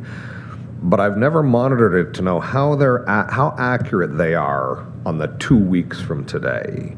And therein, I think, is one of the things that certainly that informs my approach to the budgeting. When I hear the public works supervisor appropriately, based on projections, saying, this is what will happen, what I hear is, this is what we are forecasting will happen, but the farther out you get, the less certainty we can possibly have on being there. My approach also says that we have cushion that we can keep the wolf from the door, bringing in last year's experience with the expectation that capital reserves would drop to 32 million, and now they're going to be at 48 million. We can be monitoring this on a going forward basis, and again, there is a critical element to the long-term financial plan and to the asset management plan. And for those 5 years in the wilderness, where I was the villain in the piece trying to reduce the levy to 2.5 from 3, it was always with a view towards, I don't want to change the plan, but I think we can adjust. So this year, when we are now at 5.47 rather than 3, then it is also stepping outside of our plan as well, and I am prepared to do that on years. The final comment I will make on this is, keep in mind, and I don't know what it is enterprise-wide, but I'm going to venture to say that likely 80% of the expended, well, perhaps with our public works component, it might be slightly different. Typically, it's an 80% wage-driven enterprise, and we know the cost pressures on wages. We know the COLA that was set at, and that is so far outside of what the experience has been the entire 10 years I've been here. It is more than doubled. So when we have this is like a balloon that you squeeze, and it's going to push out there, but it's going to reduce in size here. So I think, in my estimation, it is absolutely appropriate to recognize that those pressures are going to diminish. I can't say that with certainty, but I do know that the Bank of Canada has a standing policy to keep inflation within 2%. That we have the Bank of Canada actively working towards that is saying to me we are unlikely to stay in these elevated concerns, and that they will change. And this is an appropriate, responsible budget that we are identifying here, and I do support it. My final comment, Mr. Warden, would be anyone that has, and this is for my colleague, Councillor McKenzie, if he wishes, if he is adamant on this, a resolution put on the table, and I would even be more than disposed towards seconding if he wishes for it to be discussed, but I will not be in favor, as he, I believe, has inferred, that there will be a challenge on any increase to what we're looking at. So I was going to wait until I heard everybody and then ask if anybody had specific motions. Yeah, thank you. So Whitewater was next, and then Empire, please. Same theme, Chair. And I'll offer some insights, part in support to McNabb Braeside, but also echoing some of Edmiston Bromley. Is that I acknowledge that the long-range financial plan is variable. $16 million difference between what we forecasted for this year and what we ended up with is significant. And I think it merits putting more eyes on it. When we look at a 1.3% investment right now, that's really what's at question. And that's, I think, the focus of today. But for us to decide on that 1.3, we have to have some concept of how comfortable we are with our long-term financial plan. And that's where I align with McNabb Braeside. The more I'm learning, the less comfortable I am. Do I think we can affect an 8%? No, there's no way. Should we do 1.3 is the question, since it's in front of us today. When I look at the PCI going down, we're seeing other large cities in Canada reducing their PCI. You know, our public works manager kind of directed me to some other research. Halifax is going down to 68, saving them millions and millions of dollars in their asset management plan. So we know that there is pressures, not just with us, with everybody to reconsider PCI. 73, or what we had, you know, our pie in the sky, it's probably not achievable. But we still need to figure out what is achievable. And that's where I'll veer off into FCI, which is the Facilities Condition Index on our social housing. You want to see what a mess looks like if we don't observe this and invest in it now, or make conscious decisions? We're at, and Mr. Davies can confirm, but I think we're at 15%. We're 15%. Do you want to make a comment before I continue, Director? Thanks, Warden, and through you, Chair. So just a reminder, and it could confuse the issue between PCI, Pavement Condition Index, and FCI, Facilities Condition Index. So just a reminder, as the PCI for roads goes down, the worse the conditions of the roads are. For FCI, the Facility Condition Index, goes up, the worse the building is. And the councillor is correct. We had the meeting where we kind of did the high-level approach of where the conditions are of our facilities for Renfrew County Housing Corporation, and it is at 15%. And the biggest concern for us is the age of the buildings. We know we received these buildings from the province in the early 2000s, and they were in decent conditions at the time, but just the ages of the buildings by default makes it a hard nut to crack to bring that FCI down. So we'd love to get all our buildings to 10% of a facility condition index. It would take a lot of money. We talked about some numbers during some of the closed meetings to bring that down to a 10%. And the biggest thing for us was to rebuild new as the biggest kind of driver to bring this FCI down. And that's why we have the new Lee and Douglas build. We have the new duplex at 202 Cecil that will help drive that FCI number down. And then also as a reminder to the committee and council, is our BCAs are coming in. We talked about the building condition index or building condition assessment, thank you.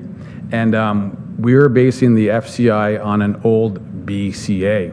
And so we've already tendered this BCA out. We have a contractor coming in doing the field work to get the numbers we need to get a better understanding of our housing units conditions. So hopefully that answers your questions a little bit, and to provide clarity to this council that there is, as the councillor said, it's not a reckoning, but there's a large expenditure coming our way to bring these numbers down to a 10% as we wish to. Thank you. Supplementary? Thank you, Chair, and thank you, Mr. Davies. In our budget today, we're seeing a $340,000 investment in building inspections and in building maintenance and hours for. So we're starting to see the effects that we're having on operating based on not taking care of the infrastructure that we currently have. And then when we add the third elephant, there's three elephants: PCI, FCI, and new growth. We need to take a look at these three things. Do we have time today? Is it going to affect today's budget? No, but I don't recommend that we wait until the fall. Maybe this spring, in conjunction with the Transportation Master Plan, the BCA's coming in June, we can look at something a little bit more mid-year to help shape the discussions for this discussion next year. But that's my concern. And the question before us today is 1.3%, this almost $800,000, should we be investing that this year to cushion that long-term financial plan? Or should we take the reduction in the impact on our residents this year as a higher priority? And I think that's the question we have to decide on. Okay. What I'll do is I'll ask Mr. Davis to raise it with the CAO and the senior management team at some point about an interim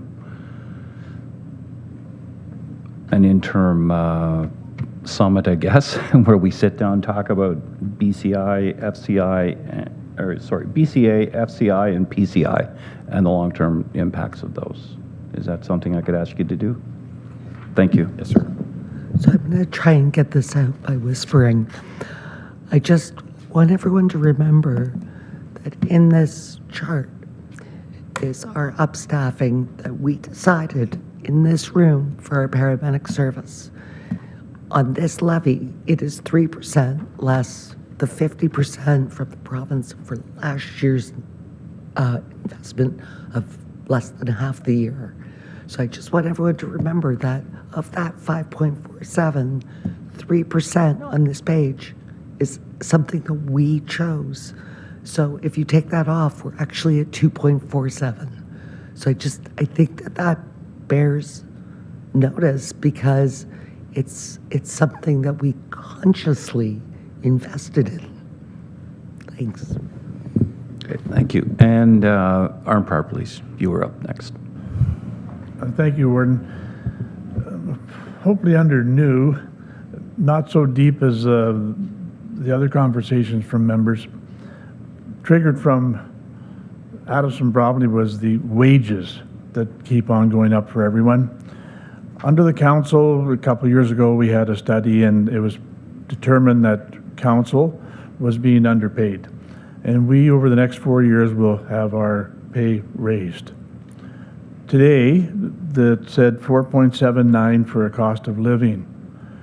We're suggesting that council waive that for this year and put it under the orange, that it could be brought again up next year.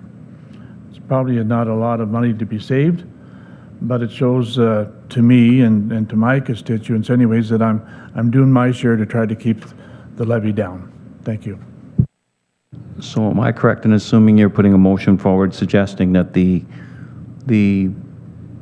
amount that was shown through the Gallagher report for this year, that increase to council as a lump sum, not be followed through with, but the 4.79 remain? Or are you suggesting both of those go? Gallagher remains the same, but the COLA is taken away. Okay. So do you have a motion then for that? Yes. Okay, and then a seconder? Okay, Mr. Bromley.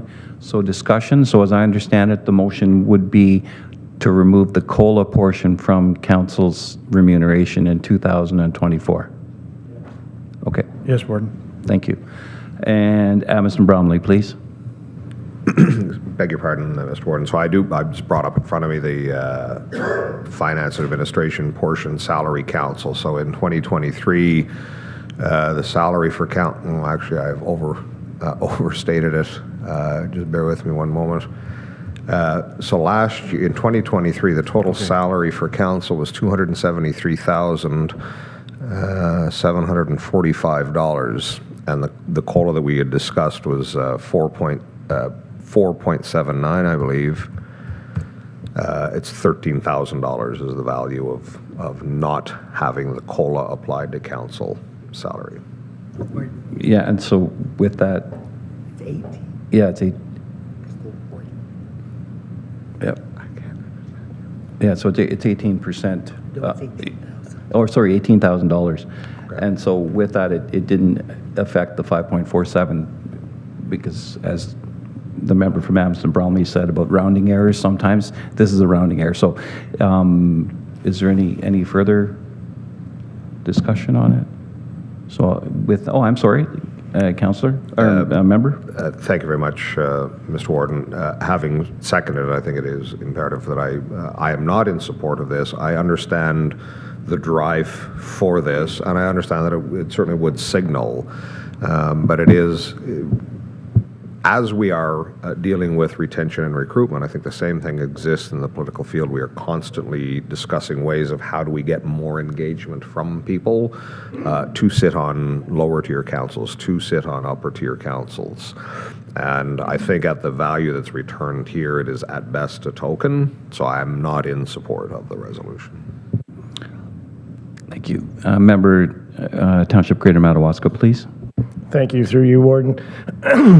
I quite imagine that staff has already built this into the calculations for this year, and the cost of pulling that out and cost of tracking of that might actually negate actually doing it. I'm not sure how that works, but I assume that it's already built into the system, and it would probably take a lot more money to get it out of the system than to actually not have it.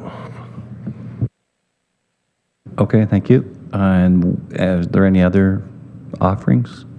So with that, I will call the question. All those in favor? Oh, sure, I'll help you out. Opposed? And the motion is lost. Thank you, Council. Sorry, point of order, Mr. Warden. I didn't know that we had available to us a helping out vote. Is that in our procedural bylaw? Yeah. I would like to make use of that in the future. Sometimes stuff just slips out. Thank you. Is there any other motions that people would like to bring forward? Yes, McNabb Braeside? Yeah, so I'm not following where all this is going. So are we anticipating a final motion based on this with a few other adjustments that we've talked about? So, is there an opportunity at that point for amendments, or would you prefer motions being entertained at this time? Well, what I'd like to do is, if possible, is to get to a point where we have consensus, and then we'll take a brief break for lunch, and Mr. Burke will bring forward the number, which is on page 76. I think you see that motion that's got a blank.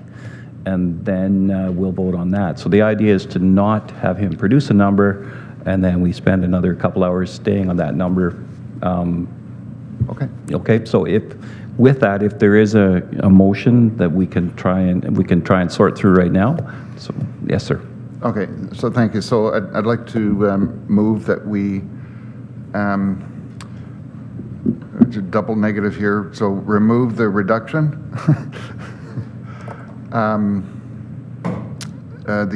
So to remove the enhanced capital contribution reduction. Okay, so if I understand that correctly, what you're suggesting is that we add back in the 795,669 into reserves, and that would impact the 5.47. Yes.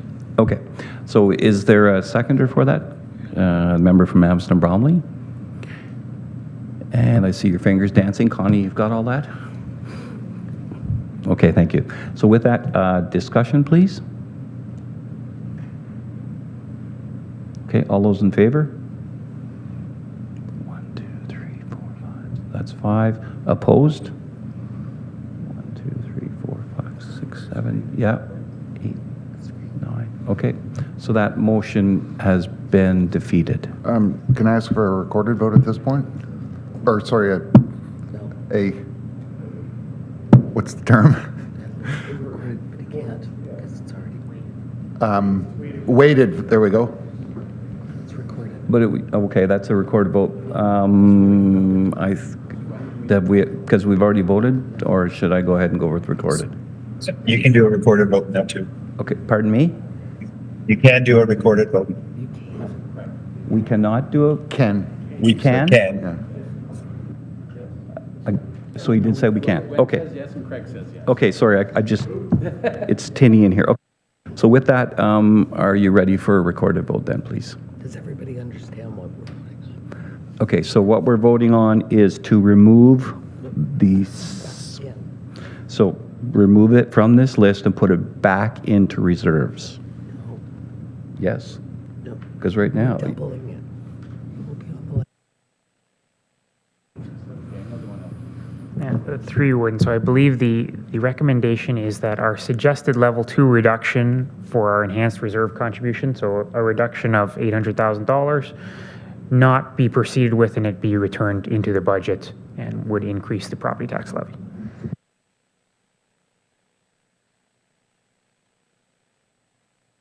Got it. Okay.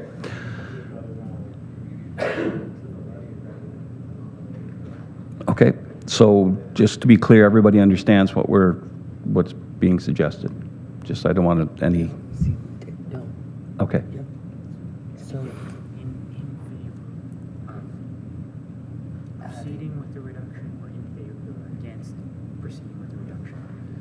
I think that's No. confusing. So, Basically, it's adding 1.5. It's adding another Nope. 800. Okay, so what we're asking for is if people are in favor of adding $795,669 to the levy. With 1.5. Okay, so is that, okay, I'm looking across up top. Okay, so with that, we'll call the vote by recorded vote.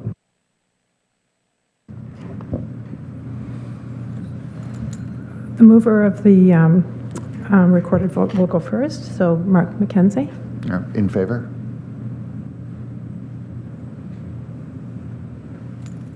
Councillor Bennett. Not in favor.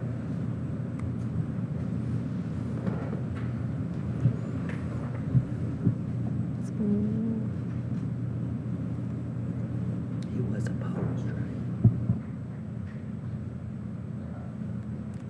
Sorry about that. Councillor Brose. Against. Councillor Doncaster. Opposed. Councillor Donahue. Opposed. Warden Emo, I'm opposed. Councillor Giardini, Opposed. Councillor Grills, Opposed. Councillor Lynch, Opposed. Councillor Mackenzie. Oh, I'm sorry. Councillor Mayville. Opposed. Councillor Murphy. Opposed. Councillor Nicholson.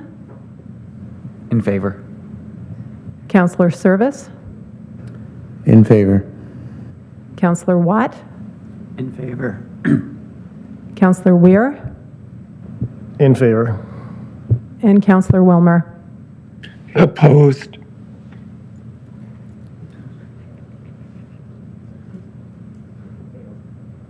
Okay, could we get the numbers, please?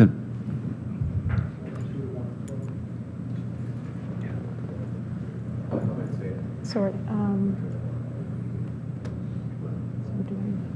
So the motion was 5 against, 5 for, and 11 against. Okay, and the weighted, So the weighted vote, so 102 for and 112 against. okay, thank you. All right, and with that, are there any other motions prior to lunch and then the motion coming forward? Okay, seeing none, we'll break for lunch, and we'll be back at 12:45. Is lunch here? I'm assuming lunch is here. Yes, it is. Lunch is here. Okay.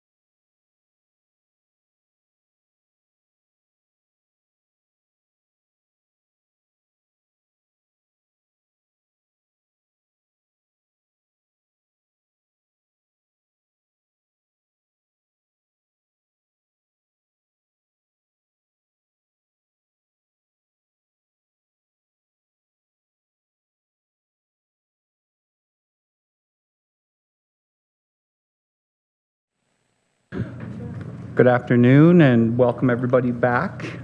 Thank you very much for allowing us some time to put a number forward. And so with that, I'll be looking for a mover and a seconder. That a bylaw to adopt the estimates of the sums required during the year of 2024 for general, capital, and all purposes of the County of Renfrew in the amount of $57,403,120 be adopted at this session of County Council, and further that the 2024 tax rates for county purposes be adopted by bylaw after the adoption of the 2024 tax policy bylaws. Could I get a mover? Mr. Bromley, second by North Dakota Wilberforce. And so in terms of discussion, that is 8.5% minus 3.06 CVA for a total of 5.47%. So is there any discussion? Member from Amherst Bromley, please. Thank you so much, Warden, and somewhat, I think, restating perhaps in a condensed or consolidated form some of my earlier comments. This is a very practical and responsible and appropriate budget for the economic climate that we find ourselves in.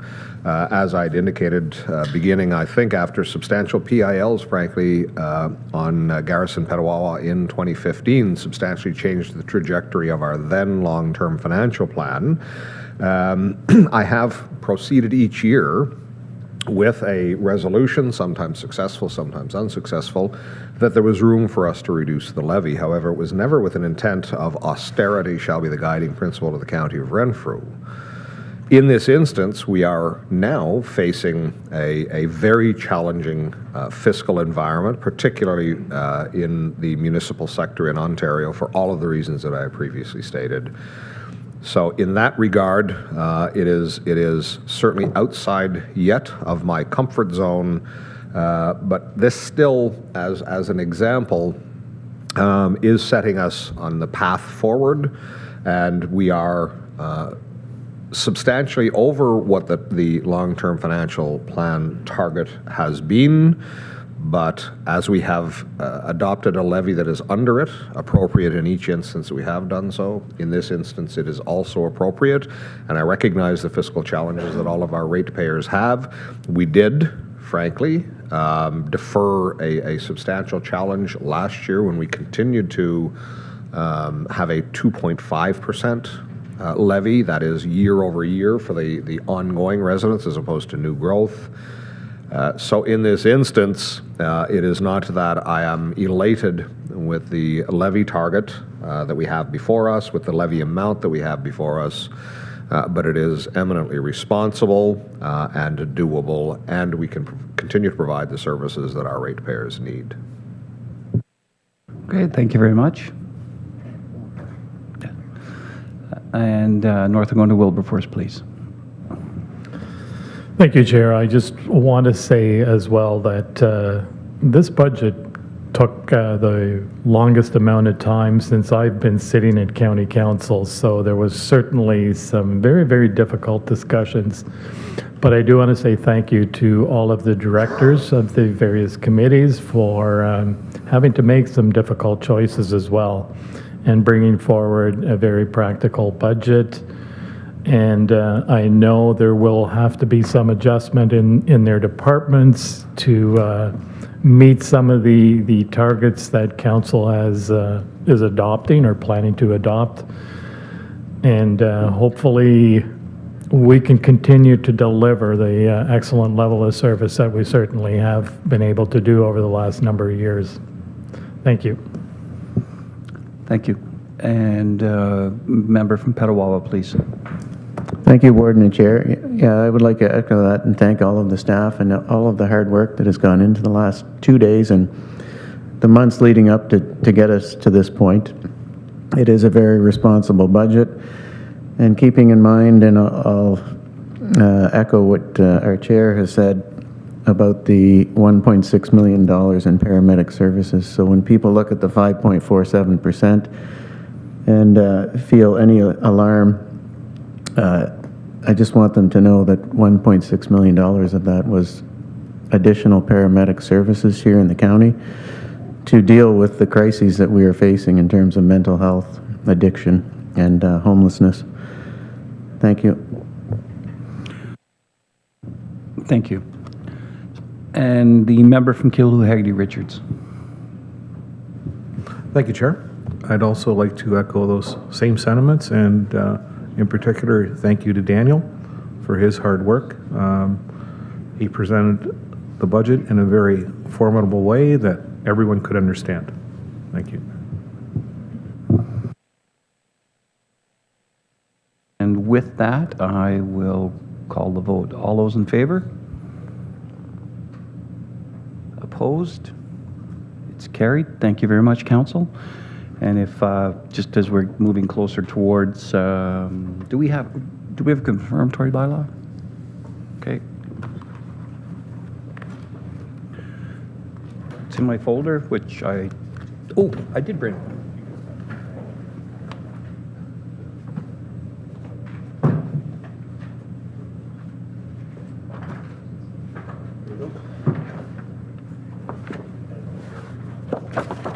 Thank you. While I'm scurrying through my folder, I'd like to thank Mr. Kelly and the senior managers for their deliberation to get us to this point, and then for their advice throughout the process, because I can only describe it as difficult sometimes to be able to respond to questions and pull up numbers and offer. Sometimes there might be some nervousness about offering opinions because the opinions are based on maybe a supposition or a wish from council to eliminate risk or mediate it. And so I'd like to thank them for that. I know there's a lot of work leading up to today. This process starts about September, and then there's a lot of grinding to get it to a series of numbers that come to us. And again, to Mr. Burke, I've written Daniel's last name down on a piece of paper so I don't slip again. When I'm tired, sometimes I slip. But thank you very much for your patience as you went through the 80 pages of slides, 79 pages of slides, and then also, again, the ability to explain what's gone on in the past, because we have done things a little bit differently this year than we have in the past. So thank you to everybody for their efforts. And as was suggested, this is a very thoughtful budget because it's mixed service needs with some of our future needs, and we're trying to at the same time maintain a level of acceptable service within all of our divisions. And again, we've had some conversations about the need for more deliberation and forward planning on the building conditions assessment, on the FCI and the PCI. And so those will happen, as well as some discussions about development charges, and then also how we're going to fund our infrastructure in our asset management in the future. So thank you. It's been a interesting time the last couple of days, and I thank you for your patience. As my friend was often producing sign language, it was quite different than what I was saying, and so we appreciate your patience. And then also, I appreciate your patience in waiting your turn, because sometimes we 2 or 3 people stacked up, and I think that can be quite frustrating for you, and I appreciate that you were able to do that. Is there any new business? Okay, thank you. And then confirmatory bylaw. We have nothing for close, so confirmatory bylaw is that bylaw 524, a bylaw to confirm the proceedings of the Council of the County of Renfrew at the meeting held on January 25, 2024, be now numbered, deemed read 3 times and passed. Mover and seconder, please. Councillor from Madawaska Valley and councillor from Greater Madawaska. Discussion?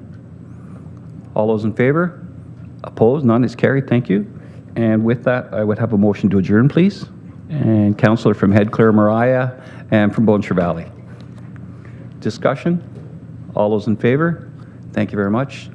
Thank you, Council.